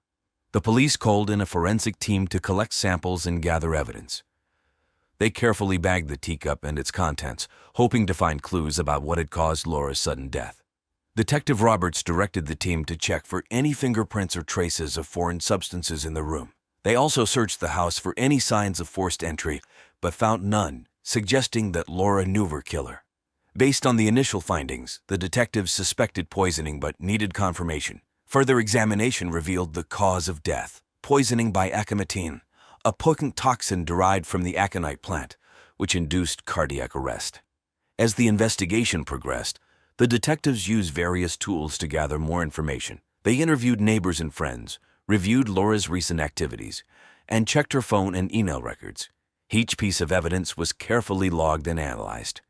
Detective Miller and Detective Roberts knew they had a challenging case ahead of them. Laura's death was a mystery, but they were determined to uncover the truth and bring justice to the Bennett family and the community of Waterloo. The first suspect the police focused on was Mark Bennett, Laura's 45-year-old husband. Mark, a high school basketball coach, was known for his reserved and meticulous nature. Recently, Mark had been acting distant and stressed, which raised suspicions about his involvement in Laura's death. His calm but detached demeanor during the initial questioning had also been noted by the detectives. Detective Sarah Collins Miller and Detective Joe Roberts brought Mark in for further questioning at the Waterloo Police Department. The interrogation room was small, with gray walls and a single table with chairs. The atmosphere was tense as the detectives began their questions. Mark, we need you to tell us about your relationship with Laura. We had our ups and downs, like any couple, but I loved her. She was everything to me. Recently, did you notice any changes in Laura's behavior or health? No, she seemed fine. Busy with her salon and planning that fundraiser. The detectives then asked about the night before Laura's death. Mark explained that they had dinner together and watched their favorite TV shows, including The Big Bang Theory, American #1 show at the time. He said they went to bed around 10 p.m. and everything seemed normal. But Mark's stress and distant behavior in the weeks leading up to Laura's death couldn't be ignored. Mark, we found out that Laura had a large life insurance policy. Can you explain that? Yes, we got the policy a few years ago. It was just to be safe. We never thought we'd need it. The detectives noted his response but needed more. They pressed him further about his recent stress. Mark admitted that work had been overwhelming, but he denied any involvement in Laura's death. His calm demeanor began to crack as the questioning continued. Despite his emotional response, the detectives knew they had to keep all possibilities open.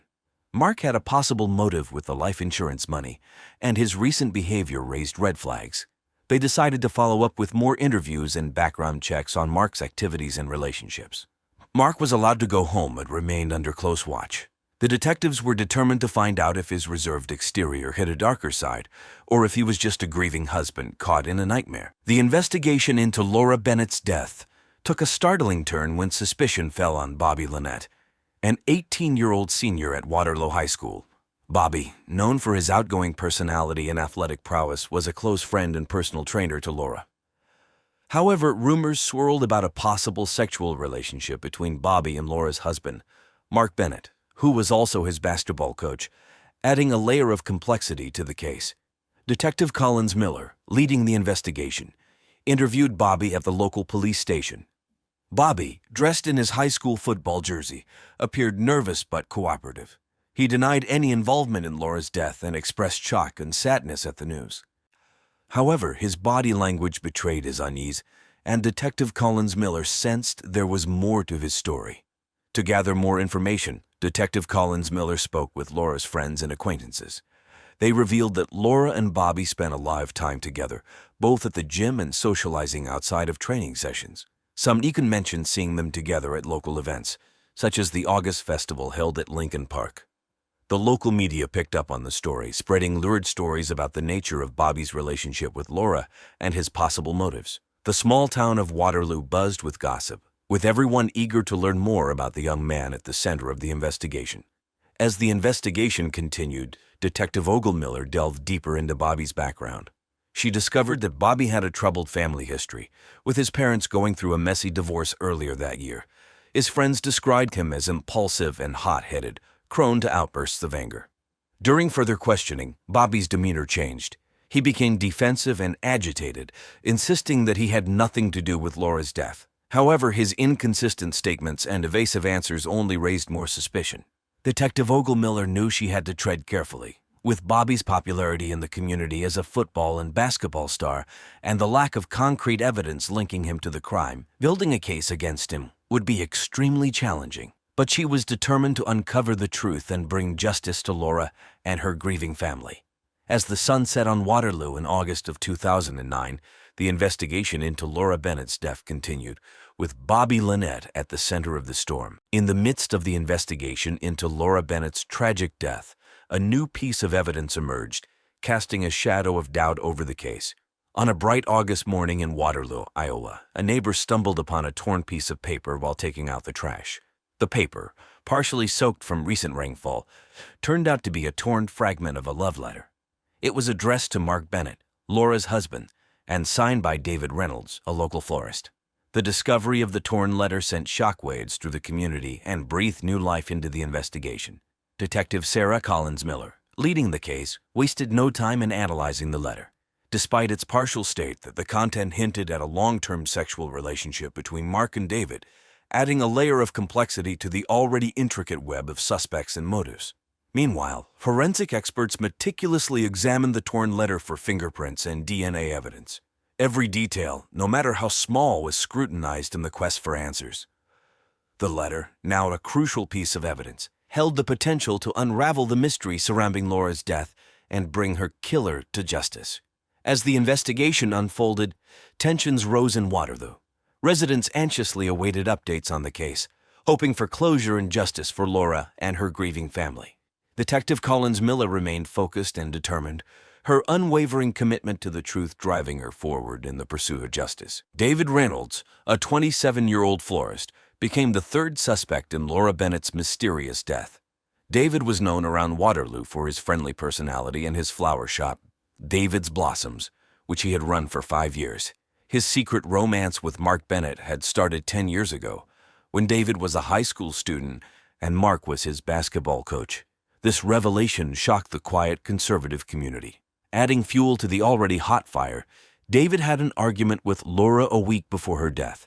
Neighbors reported hearing loud voices and seeing Laura leave David's shop looking upset. This argument, coupled with David's intense emotions towards Mark, raised suspicions. On August 19, 2009, David was brought in for questioning at the Waterloo Police Department. During the interrogation, David was nervous and shaky. Detective Collins Miller asked him about his relationship with Mark and the argument with Laura. David admitted to the affair but denied any involvement in Laura's death. I loved Mark, but I would never hurt Laura. She didn't deserve this. What about the argument you two had?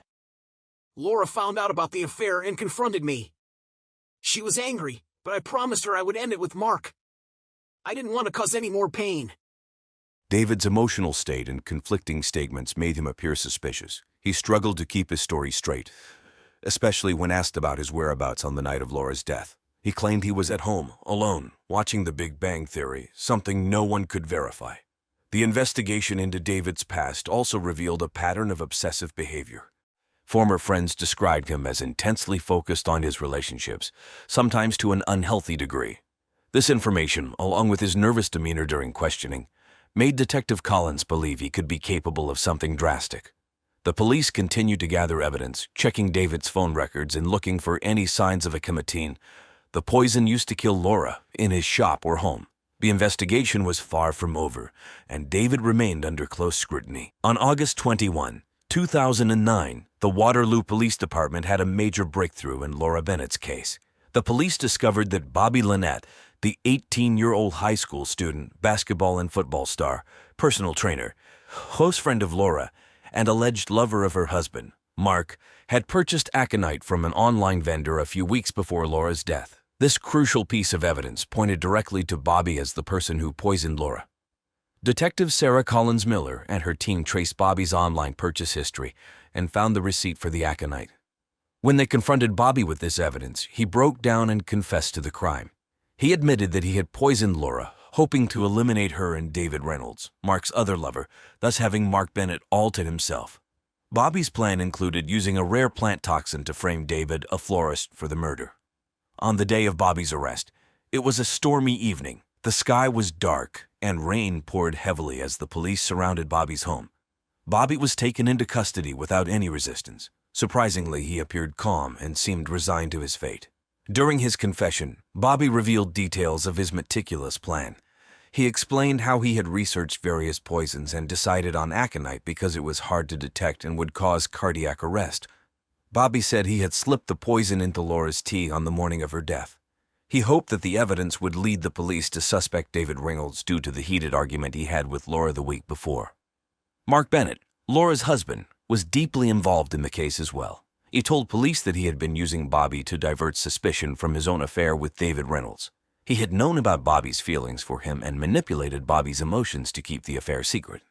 As the truth came out, the small town of Waterloo was shocked. Laura's family and friends were devastated by the betrayal and the loss of such a beloved member of their community. However, they were also relieved that justice had been served and that Laura's murderer had been caught. This tragic case of love, betrayal, and murder left a lasting impact on Waterloo. Laura Bennett's memory was honored by the community she had loved and served. Her salon, a symbol of her dedication and hard work, continued to operate under new management, ensuring her legacy lived on. The trial of Bobby Lynette began in December 2009. The case drew significant attention from the local community, with local stations covering the proceedings. The courtroom was packed with Laura Bennett's family, friends, and curious residents of Waterloo. Assistant District Attorney Jane Julie Carter, a 38-year-old known for her fierce dedication, led the prosecution. She presented the case that Bobby's actions were premeditated and driven by his obsessive love for Mark Bennett.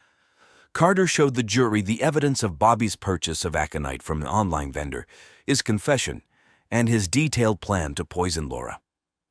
On the other side, the defense attorney, Michael Reedley, a 55-year-old seasoned lawyer known for his calm demeanor, argued that Bobby was manipulated by Mark Bennett. Reedley claimed that Bobby acted out of misguided affection and was used as a pawn in Mark's plan to cover up his affair with David Reynolds. Reedley portrayed Bobby as a young man caught in a tragic situation, unable to see through Mark's manipulation. Throughout the trial, Laura's family watched with heavy hearts. They heard the details of the love triangle and the tragic events leading to Laura's death. Mark Bennett testified, denying any involvement in the planning of the murder, but his role in the affair with David and his manipulation of Bobby became clear. The jury deliberated for 3 days. On December 18, 2009, they returned with a verdict. Bobby Lynette was found guilty of first-degree murder. The courtroom was silent as the judge announced the sentence: life in prison without the possibility of parole. Bobby showed little emotion as he was led away, his fate sealed. Laura's family expressed mixed emotions. They were relieved that Bobby was held accountable for his actions, but they also felt a lingering sense of injustice. Mark Bennett, despite his role in the events that led to Laura's death, faced no legal consequences. The case left a deep impact on the Waterloo community. People were shocked by the betrayal and the dark secrets that had surfaced. Laura Bennett's salon, one of only 3 in the state of Iowa, continued to operate under new management, honoring her memory and dedication to the community. The town of Waterloo, though shaken by the events, came together to support each other, hoping to heal from the tragic loss of a beloved friend and neighbor. In the aftermath of the trial, Mark Bennett and David Reynolds decided to leave Waterloo. The scandal and publicity surrounding Laura Bennett's death made it difficult for them to stay. In August 2010, they both quit their jobs. Mark as a high school basketball coach and David as a florist. They moved to Sacramento, California, hoping to start anew and escape the shadow of the tragedy. In California, Mark and David worked hard to rebuild their lives. They found new jobs, with Mark coaching at a local community center and David opening a small flower shop. Their relationship grew stronger, and they eventually got married in 2015. Together, they adopted 2 children, creating a new family and a fresh start far from the painful memories in Waterloo. Detective Sarah Collins, now divorced, continued her career with the Waterloo Police Department. Her work on the Laura Bennett case earned her a reputation for her tenacity and skill. She took on more challenging cases and became a well-respected figure in law enforcement. Her dedication to solving crimes and bringing justice to victims remained unwavering. Laura Bennett's family struggled to cope with their loss but found a way to honor her memory. They established the Laura Bennett Scholarship Fund in 2011. The scholarship was aimed at helping local high school students pursue higher education, reflecting Laura's spirit of kindness and community service. The fund received widespread support from the community, with annual fundraisers and events to keep Laura's legacy alive.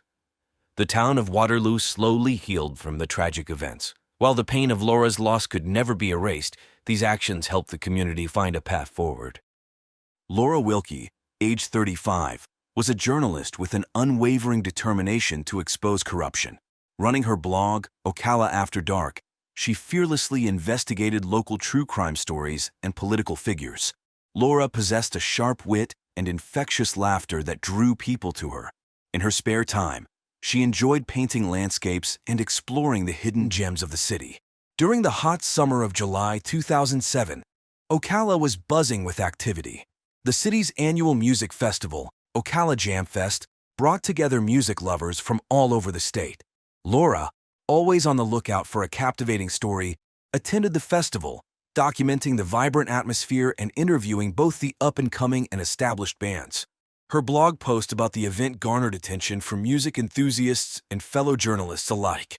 But Laura's true passion lay in exposing the underbelly of the city.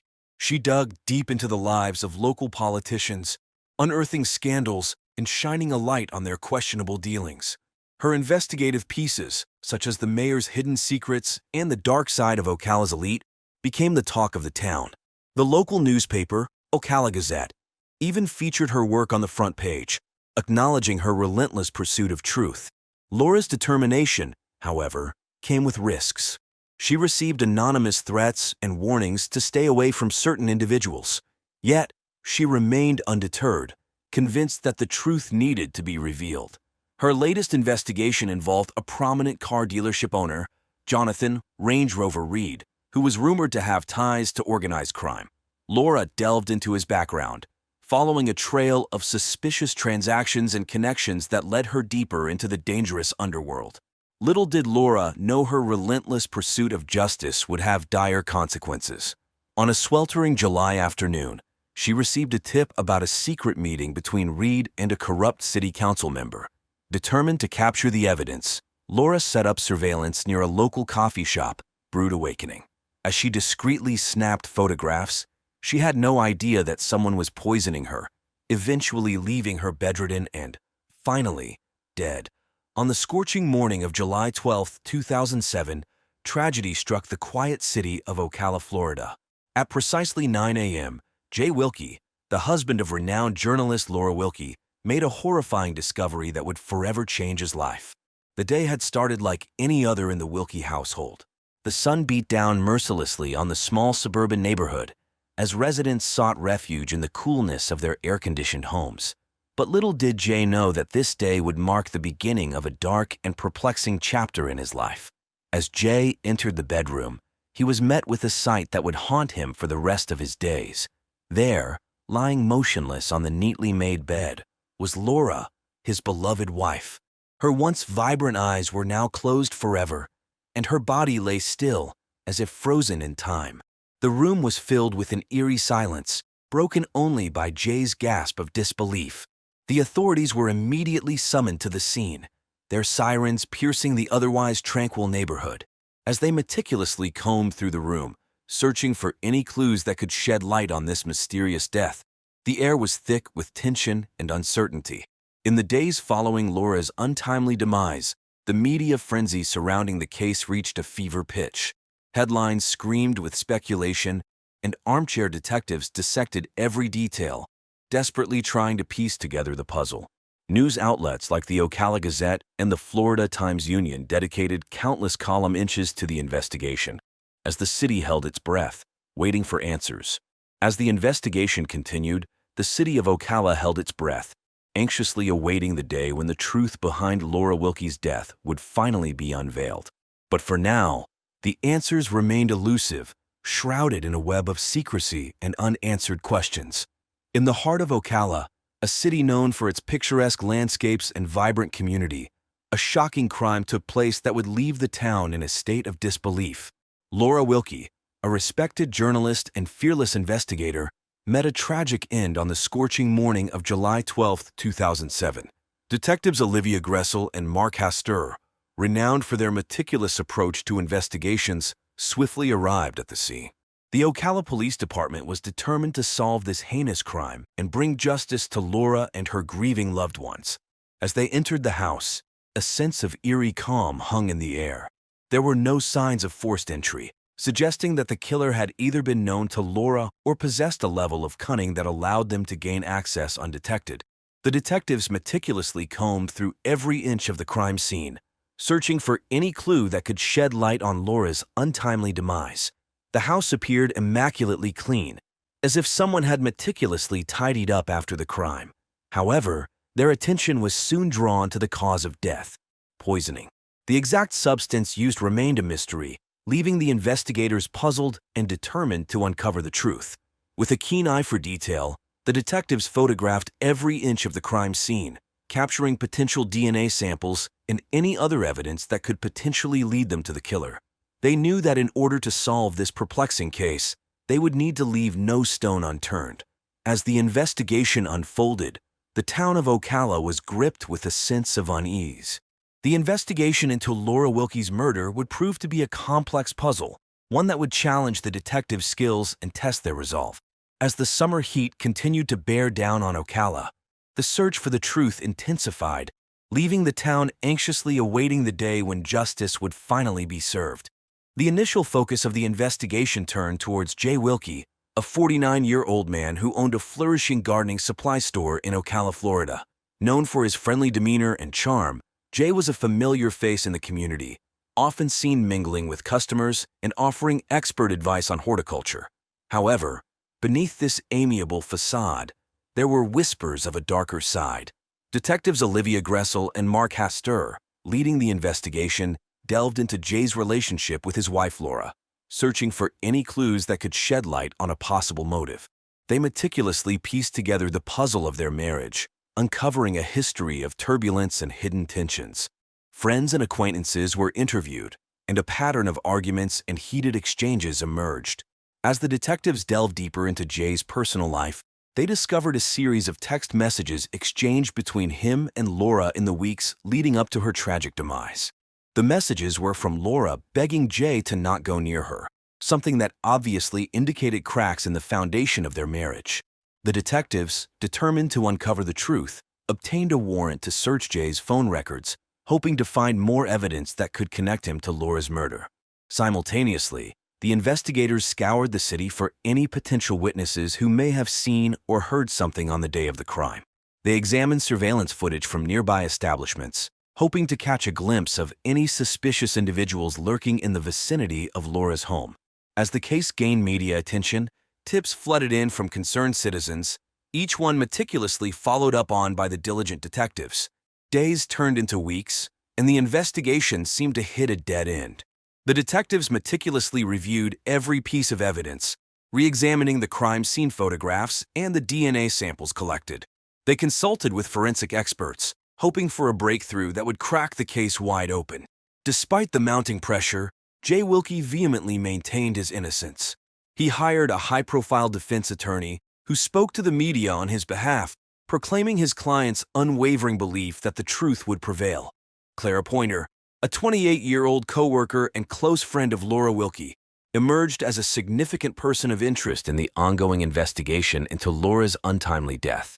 Clara, like Laura, was a journalist, contributed articles for Laura's blog Ocala After Dark. She was known for her ambition and relentless pursuit of success. Mutual friends whispered about her burning desire to be the head of Ocala After Dark, the popular blog that Laura had built from the ground up. It was believed that Clara's envy of Laura's achievements may have fueled a sinister plot. During the police interrogation, Clara maintained an outwardly calm and collected demeanor, skillfully deflecting any suspicions that arose. She vehemently denied any involvement in Laura's murder, claiming that their friendship was genuine and that she had no reason to harm her colleague. Clara, for her part, pointed instead to Jay as the likely killer.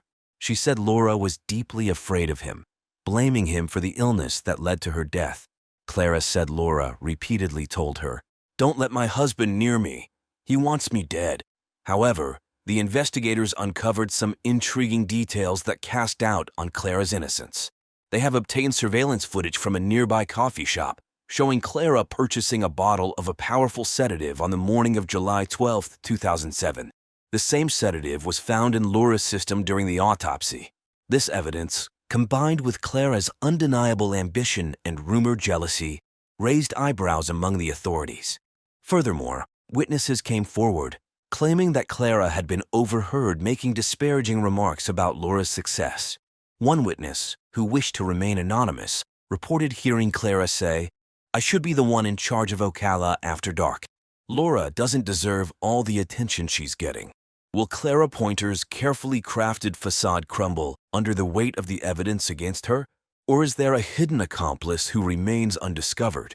Only time will tell as this gripping true crime case unravels before our eyes. A major breakthrough in the investigation of Laura Wilkie's murder occurred on the afternoon of July 17, 2007.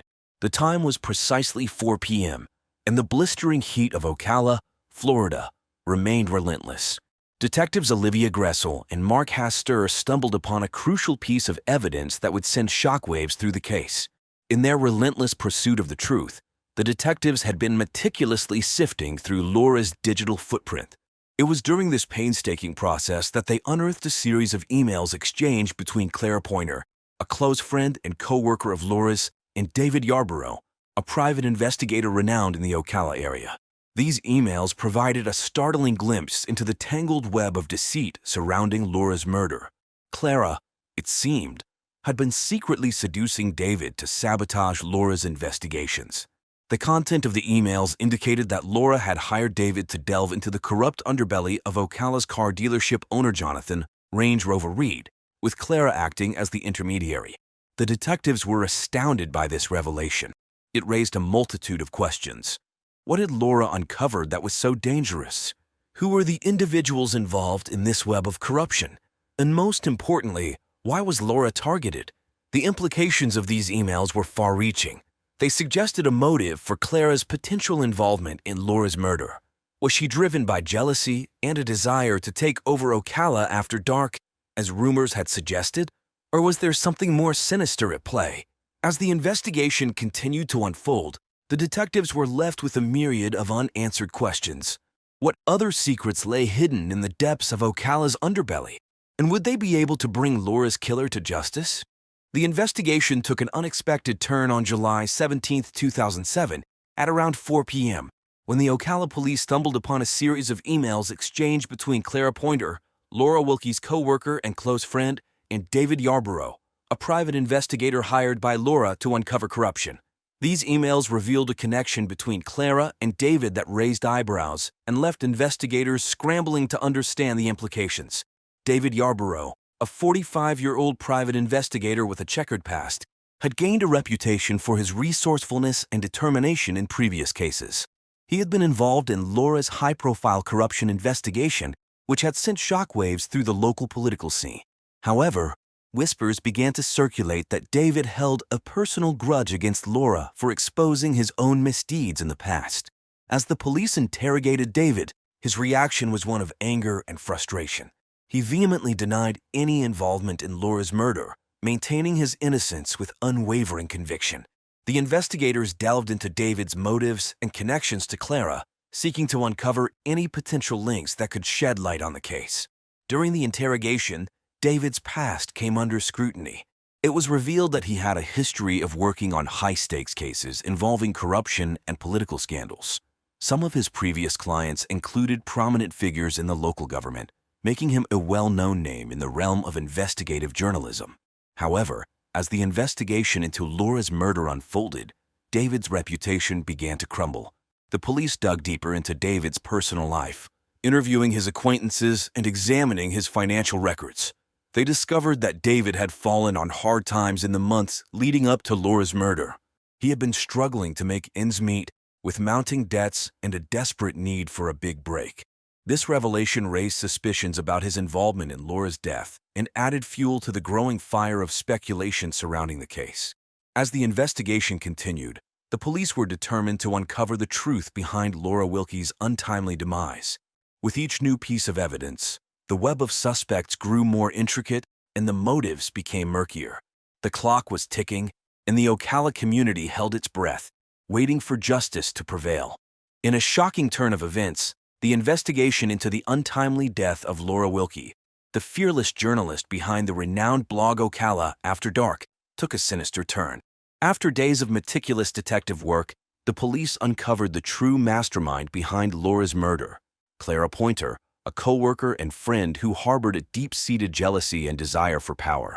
Clara, a 28-year-old ambitious individual, had long coveted Laura's position as the head of Ocala After Dark. Rumors of her envy and resentment towards Laura's success had been circulating for months, but no one could have fathomed the extent of Clara's treachery. The police's breakthrough in the case came on July 17, 2007, when a series of emails between Clara and David Yarborough, a private investigator hired by Laura, were discovered. These emails shed light on Clara's nefarious plans to seduce and manipulate David, who had developed an unhealthy sexual obsession with Laura. David, a 45-year-old private investigator with a checkered past, had a personal vendetta against Laura for exposing his previous misdeeds. However, his twisted infatuation with her led him to inadvertently aid Clara in her sinister plot. The investigation revealed that Clara had been secretly poisoning Laura's coffee for months, gradually weakening her. Laura's haunting words, "Don't let my husband near me. He wants me dead," were uttered in her delirium as Clara's poison took its toll. It is a chilling reminder of the depths of Clara's manipulation and the tragic fate that awaited Laura. But Clara's web of deceit did not end there. She had exploited both Laura's husband, Jay Wilkie, and David, utilizing her sexuality and their vulnerabilities to further her sinister agenda. Clara knew that Jay's troubled marriage and volatile temper would make him an easy target for suspicion. She carefully orchestrated the murder to frame him, all while maintaining her facade of innocence. As the investigation unfolded, the police pieced together Clara's manipulative tactics, exposing the extent of her exploitation. With the evidence against her mounting, the police moved in to arrest Clara at her apartment. Her calculated use of sexuality and the vulnerabilities of those around her showcased a level of cunning that is truly chilling. The trial that followed the shocking murder of Laura Wilkie was nothing short of a gripping spectacle. The courtroom was packed with eager spectators, eager to witness justice being served. District Attorney Unity Collins led the prosecution, presenting a compelling argument that left no room for doubt. She meticulously laid out the evidence, highlighting Clara Pointer's jealousy and calculated actions. The defense attorney, Esmeralda Constable, fought tooth and nail to cast doubt on the evidence and Clara's motives. She argued that the prosecution's case was built on circumstantial evidence and lacked a smoking gun. However, the weight of the evidence against Clara was overwhelming, leaving the defense with an uphill battle. Emotions ran high as Laura's family took their seats in the courtroom. They had endured months of heartache and uncertainty, desperately seeking justice for their beloved daughter. The trial became a battleground of conflicting narratives, with the prosecution painting Clara as a manipulative mastermind and the defense attempting to humanize her, portraying her as a victim of circumstances. Throughout the trial, the jury listened intently to the testimonies of witnesses, examined the physical evidence, and reviewed the damning emails exchanged between Clara and the private investigator, David Yarborough.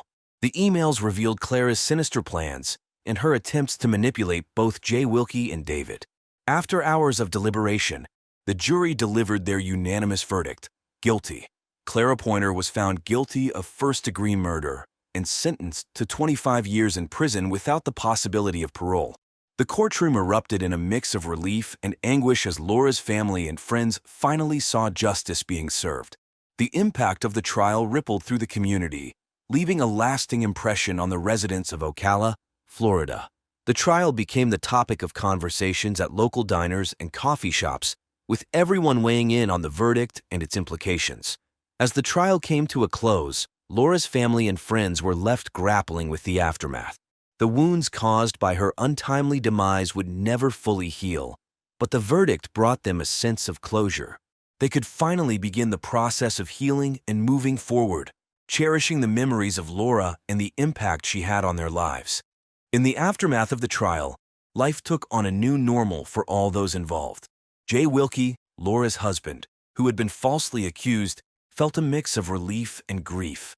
He sought solace in rebuilding his life, focusing on his gardening supply store and reconnecting with friends and family.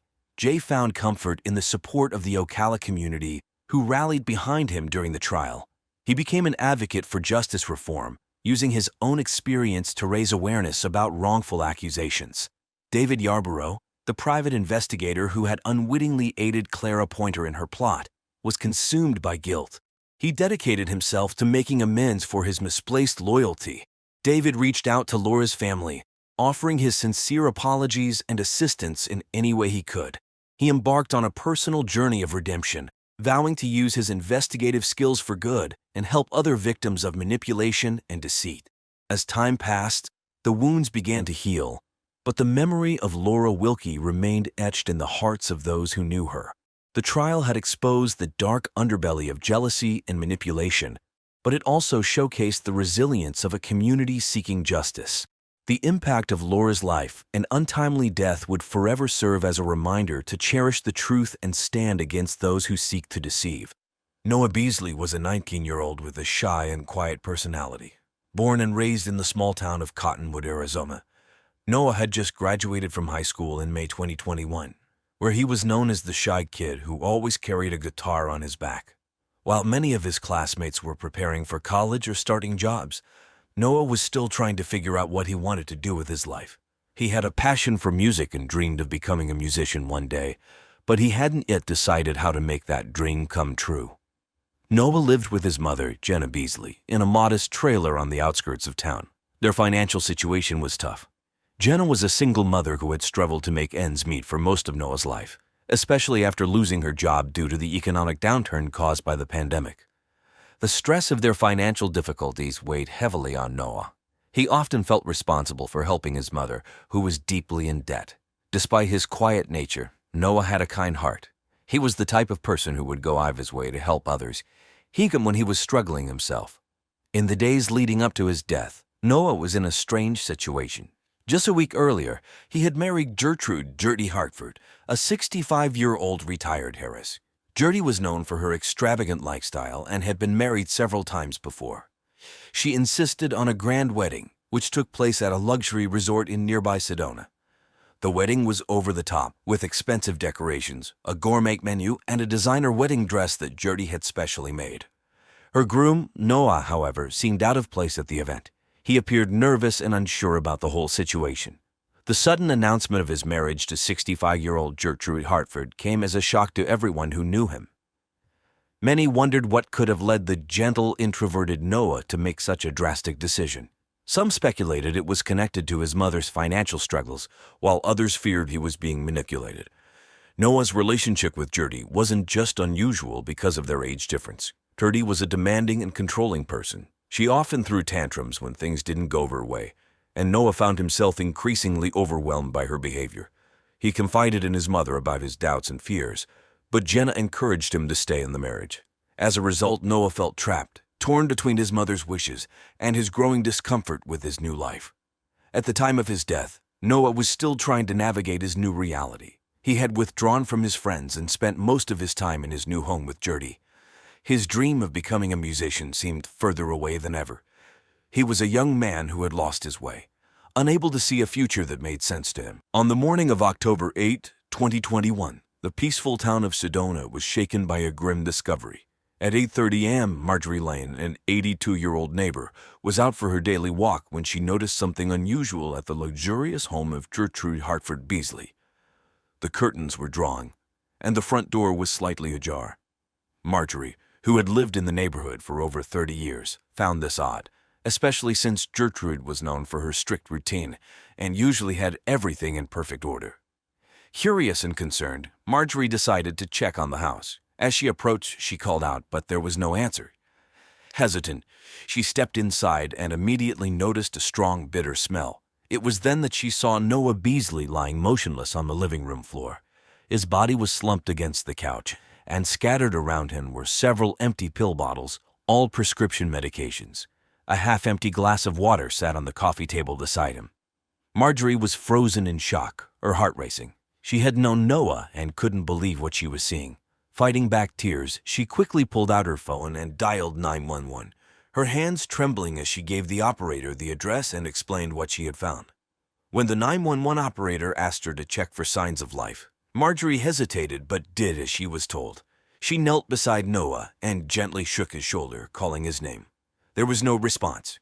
She could see that his face was pale, his lips slightly blue, and his breathing had stopped. Marjorie's mind was racing. She recalled the wedding just a week before, where Noah had looked so out of place, standing beside the much older Gertrude in her extravagant wedding gown. She couldn't understand how things had gone so wrong so quickly. With tears streaming down her face, she stayed on the phone with the 911 operator until the police and paramedics arrived. The authorities quickly declared Noah dead at the scene. Marjorie, shaken and devastated, was escorted outside, where she sat on the curb, staring blankly at the house where Noah's young life had tragically ended. The police arrived at the Hartford Beasley residence just before 9:00 a.m. on October 8, 2021. Leading the investigation was Detective Marla Grunwald, a seasoned investigator with the Sedona Police Department. Known for her sharp instincts and no-nonsense attitude, Detective Grunwald wasted no time in assessing the scene. Accompanied by Officer Tom Jenkins, a young but eager recruit, they entered the home that had now become the center of a tragic mystery. The living room, where Noah's body was found, was eerily quiet. The luxurious furniture and tasteful decor contrasted starkly with the lifeless figure on the floor. Detective Grunwald immediately noticed the empty pill bottles scattered around Noah and the glass of water on the coffee table. She took note of the labels, prescriptions for medications like Xanax and Oxycontin, drugs often associated with overdose cases. The scene itself was surprisingly clean.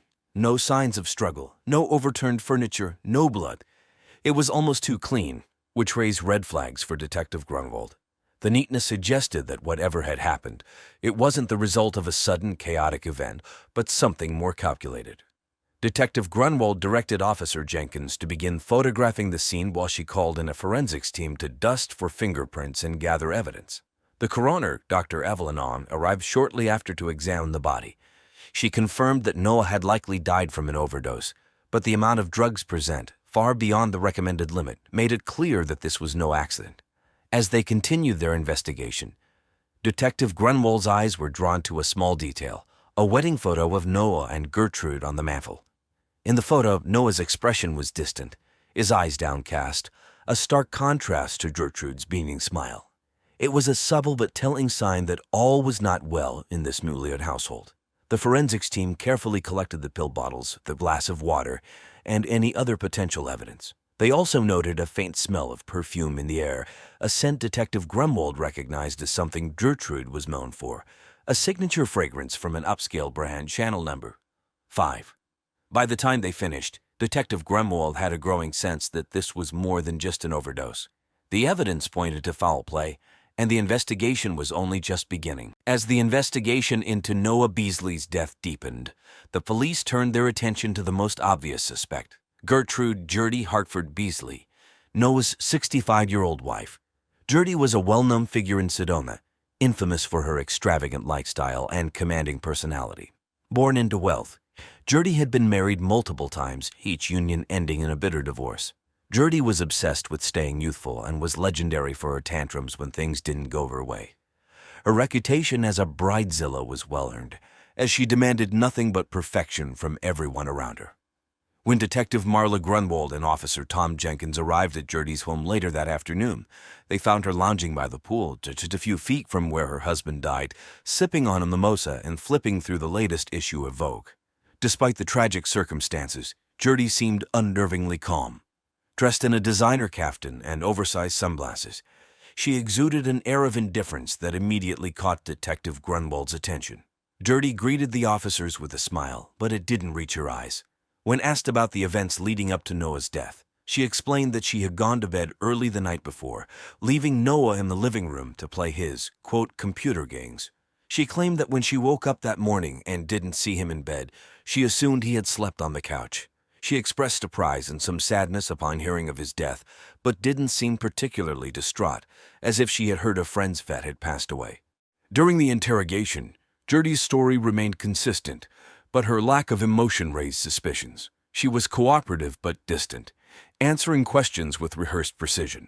When asked about the pill bottles found at the scene, Gertie stated that Noah had been struggling recently and had been prescribed medication to help him cope. She insisted that she had no idea he might overdose and suggested that perhaps Noah had taken more pills than he should have in a moment of despair. Despite her calm demeanor, Detective Grunwald noted a few inconsistencies in Gertie's story. For one, Gertie had mentioned that Noah was playing video games, but the TV was off when Marjorie Lane discovered the body. Additionally, the bed in the master bedroom was untouched, suggesting that Gertie may not have gone to bed at all. The more Detective Grunwald pressed, the more it became clear that Gertie was hiding something. However, without concrete evidence, the police couldn't hold her. Gertie's alibi seemed airtight, but her behavior left a lingering sense of doubt. As the interrogation concluded, Detective Grunwald couldn't shake the feeling that this glamorous, poised woman was more involved in Noah's death than she let on. With Gertrude Hartford Beasley remaining a person of interest, the police turned their attention to the second suspect, Jenna Beasley, Noah's mother. Jenna, 49, was a woman who had faced more than her share of hardships. Her life had been a series of bad decisions, each one seemingly worse than the last. Struggling with crushing debt, Jenna had resorted to selling prescription drugs under the table, a secret she had managed to keep hidden from most. But not all, having been arrested several times. Detective Marla Grunwald knew that Jenna's desperation might have driven her to push Noah into his ill-fated marriage with Gertrude. After all, the union offered Jenna a lifeline out of her financial woes. The idea that her son's marriage could secure her future was too tempting to resist. But what cost? When the police brought Jenna in for questioning, she appeared frazzled and nervous.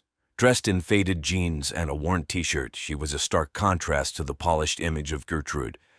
Jenna's hands shook as she lit a cigarette, a habit she had picked up again in recent months, and her voice wavered as she answered the detective's questions.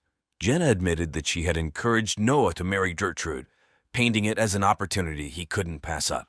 She spoke of the wedding, held at a lavish Sedona resort, where Noah had seemed out of place amidst the opulence. Jenna claimed she had wanted the best for her son, that she believed Gertrude could provide him and her with money, something she had never been able to provide. However, when the conversation shifted to the drugs found at the scene, Jenna became defensive. She denied knowing anything about the massive amount of kills, insisting that Noah must have taken them himself and gotten it from someplace else. But Detective Grunwald wasn't convinced. Jenna's financial struggles, her involvement in illegal drug sales, and her desperation to secure her future all pointed to her involvement. Under pressure, Jenna's responses became more erratic. She began to contradict herself, at one point claiming she hadn't seen Noah in days, then later stating she had visited him the night before his death. Her nervousness and inconsistent statements only deepened the police's suspicions. Despite her denials, Jenna's connection to the drugs and her clear motive to ensure Noah's marriage worked made her a prime suspect. Detective Grunwald knew Jenna was cunning, ruthless, and would do anything to protect herself, even at the expense of her own son. As the interrogation ended, they were closer to unraveling the truth, but more pieces of the puzzle were still missing. With both Gertrude Hartford Beasley and Jenna Beasley under scrutiny, the police turned their attention to a third suspect. Harry Hartford, Gertrude's ex-husband. At 70 years old, Harry was a wealthy real estate mogul with a reputation for being ruthless in both business and his personal life. His most recent venture involved developing retirement communities across Arizona, a lucrative business that had only expanded his empire.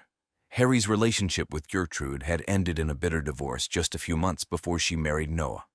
The divorce had been a public spectacle, gossiped about in Arizona's highest social circles. Gertrude had walked away with a sizable portion of Harry's wealth, leaving him angry and humiliated. The timing of Noah's marriage to Gertrude, a much younger boy toy, had added insult to injury. Harry's jealousy and lingering resentment made him a prime suspect in the investigation. Detective Marla Grunwald and Officer Tom Jenkins decided to bring Harry in for questioning.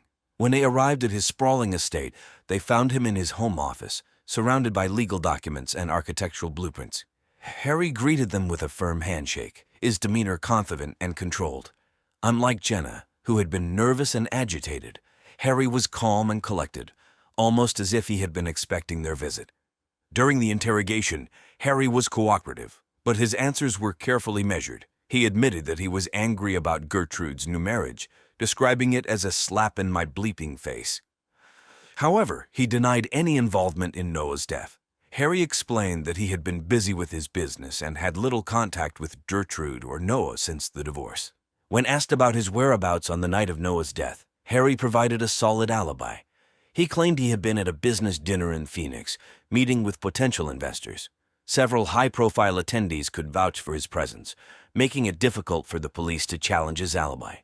Despite his cooperation, Detective Grunwald couldn't shake the feeling that Harry was hiding something. His calmness seemed almost too practiced, as if he had rehearsed his responses. The fact that he had been seen arguing with Gertrude just days before Noah's death only added to the suspicion. Witnesses had reported a heated exchange between the two at a local country club, where Harry had reportedly told Gertrude she would regret their divorce. While the police didn't have enough evidence to arrest Harry, his possible motive, jealousy and revenge, kept him firmly in their sights. The investigation was far from over, and Detective Grunwald knew they had to dig deeper to uncover the truth. On October 15, 2021, just as the investigation seemed to be stalling, a critical piece of new evidence emerged. It was a cool, sunny afternoon, with clouds beginning to form over Sedona. Detective Marla Grunwald was at the station, reviewing the case files once again, when Officer Tom Jenkins rushed in, holding a sealed envelope. It had been delivered anonymously to the station that morning, raising immediate suspicion. Inside the envelope was a USB drive. The contents of the drive were shocking. A series of text messages between Gertrude Hartford Beasley and an unknown contact, dated just days before Noah's death. The messages detailed a plan Gertrude had been hatching to divorce Noah and cut him out of her will, using her knowledge of Jenna Beasley's illegal drug dealings as legal leverage. The messages were laced with Gertrude's frustration over Noah's sullen attitude and lackluster sexual performance as her husband, and her growing impatience to rid herself of him. "Sex with him is so vanilla," one message read. "His bleep is smaller than my ring finger." Another chilling text stated, "If that bleep Jenna thinks she's getting away with this bleep, she's got another thing coming. I'll make sure she and that small bleep pay." The messages provided crucial insight into Gertrude's mindset and her intentions. It became clear that she had been orchestrating a plan to eliminate both Noah and Jenna from her life. But the messages also hinted at the involvement of a third party, someone who was helping Gertrude gather information on Jenna's prescription drug dealing. Detective Grunwald and her team immediately began tracing the origins of the messages. They discovered that the anonymous contact was, in fact, one of Gertrude's private investigators, someone she had hired to dig up dirt on Jenna in the days before she married Noah. This investigator had uncovered Jenna's drug dealing record and was feeding Gertrude the information she needed to execute her plan. The new evidence painted a damning picture of Gertrude as a manipulative and vengeful woman, willing to go to any lengths to get what she wanted. It also raised serious questions about Jenna's role in Noah's death.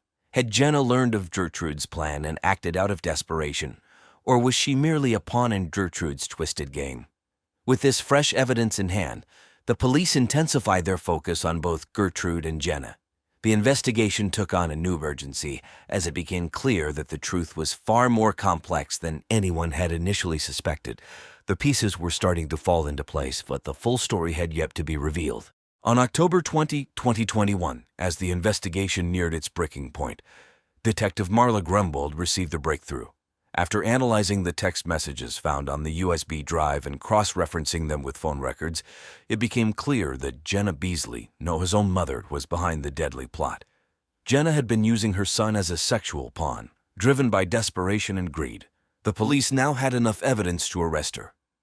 Jenna Beasley, 49, was a woman who saw life as a constant struggle. Crushed by debt and haunted by poor life choices, Jenna saw Noah's marriage to Gertrude as her ticket out of financial ruin. She was terrified that Noah, who was not known to be sexually interested in women, would leave Gertrude, shattering Jenna's hopes for a steady supply of cash. To ensure that wouldn't happen, Jenna had been secretly feeding Noah prescription drugs and sexual enhancers to keep him compliant and performing sexually. But her plan went terribly wrong when Noah accidentally overdosed, taking far more than she had intended. The twist came when it was revealed that Gertrude, unsatisfied with Noah's lack of sexual enthusiasm as a husband, had been planning to divorce him and cut both him and Jenna out of her life. She had discovered Jenna's drug dealings and intended to use that information to keep them out of her money. But Jenna, desperate to keep the marriage intact, took matters into her own hands. On the night of Noah's death, Jenna had given him a stronger dose of the drugs, hoping to calm him down. But Noah, distraught over his loveless marriage and fearful of Gertrude's viciousness, took even more pills on his own, leading to a fatal overdose. Jenna hadn't meant to kill her son, but her actions directly caused his death. When the police confronted Jenna with the evidence, she initially denied everything. Her demeanor was panicked and frantic, a stark contrast to her earlier calm. But as Detective Grunwald laid out the damning messages and phone records, Jenna's defenses crumbled. Jenna claimed she never intended to kill her son, only to keep him in the marriage until they could secure their financial future. Jenna's arrest sent shockwaves through the small towns of Sedona and Cottonwood. Noah's family was devastated by the revelation that his own mother had caused his death. The community, already shaken by the bizarre circumstances of the marriage, was now grappling with the tragic reality that greed and desperation had led to such a senseless loss. As Jenna was led away in handcuffs, she appeared numb, unable to fully grasp the gravity of her actions. The Beasley family, overwhelmed by grief, expressed their sorrow and disbelief, struggling to come to terms with what had happened. The arrest marked the end of a dark chapter in Sedona's history, but the pain and shock would linger for a long time. Jenna Beasley's trial began in early December 2022. The courtroom was packed with reporters from outlets like the Arizona Republic and True Crime Weekly, eager to cover the shocking details of the case. The prosecution, led by Assistant District Attorney Mark Christensen, 42, painted Jenna as a manipulative and desperate woman who had placed her own financial needs above the life of her son. Christensen, known for his sharp intellect and relentless pursuit of justice, argued that Jenna's actions were premeditated and driven by greed. He pointed to the text messages, phone records, and Jenna's own confession as irrefutable evidence of her guilt. The defense, headed by public defender Carlita Vasquez, 28, countered by portraying Jenna as a troubled mother who had made a terrible mistake. Vasquez, a seasoned attorney with a reputation for compassion, argued that Jenna never intended to kill Noah. She emphasized Jenna's financial struggles or desperation to secure a better future for her family, and the fact that Noah's death was accidental. Vasquez appealed to the jury's sympathy, asking them to consider Jenna's difficult circumstances and the pressure she was under. Throughout the trial, Noah's family watched in agony. His mother's actions had torn their family apart, and the pain was evident in their tearful expressions. The prosecution's case was strong, but the defense's argument for leniency struck a chord with some jurors. On December 15, 2022, the jury delivered their verdict. Jenna Beasley was found guilty of involuntary manslaughter. The jury believed that while Jenna's actions had caused Noah's death, there was not enough evidence to prove that she had intended to kill him.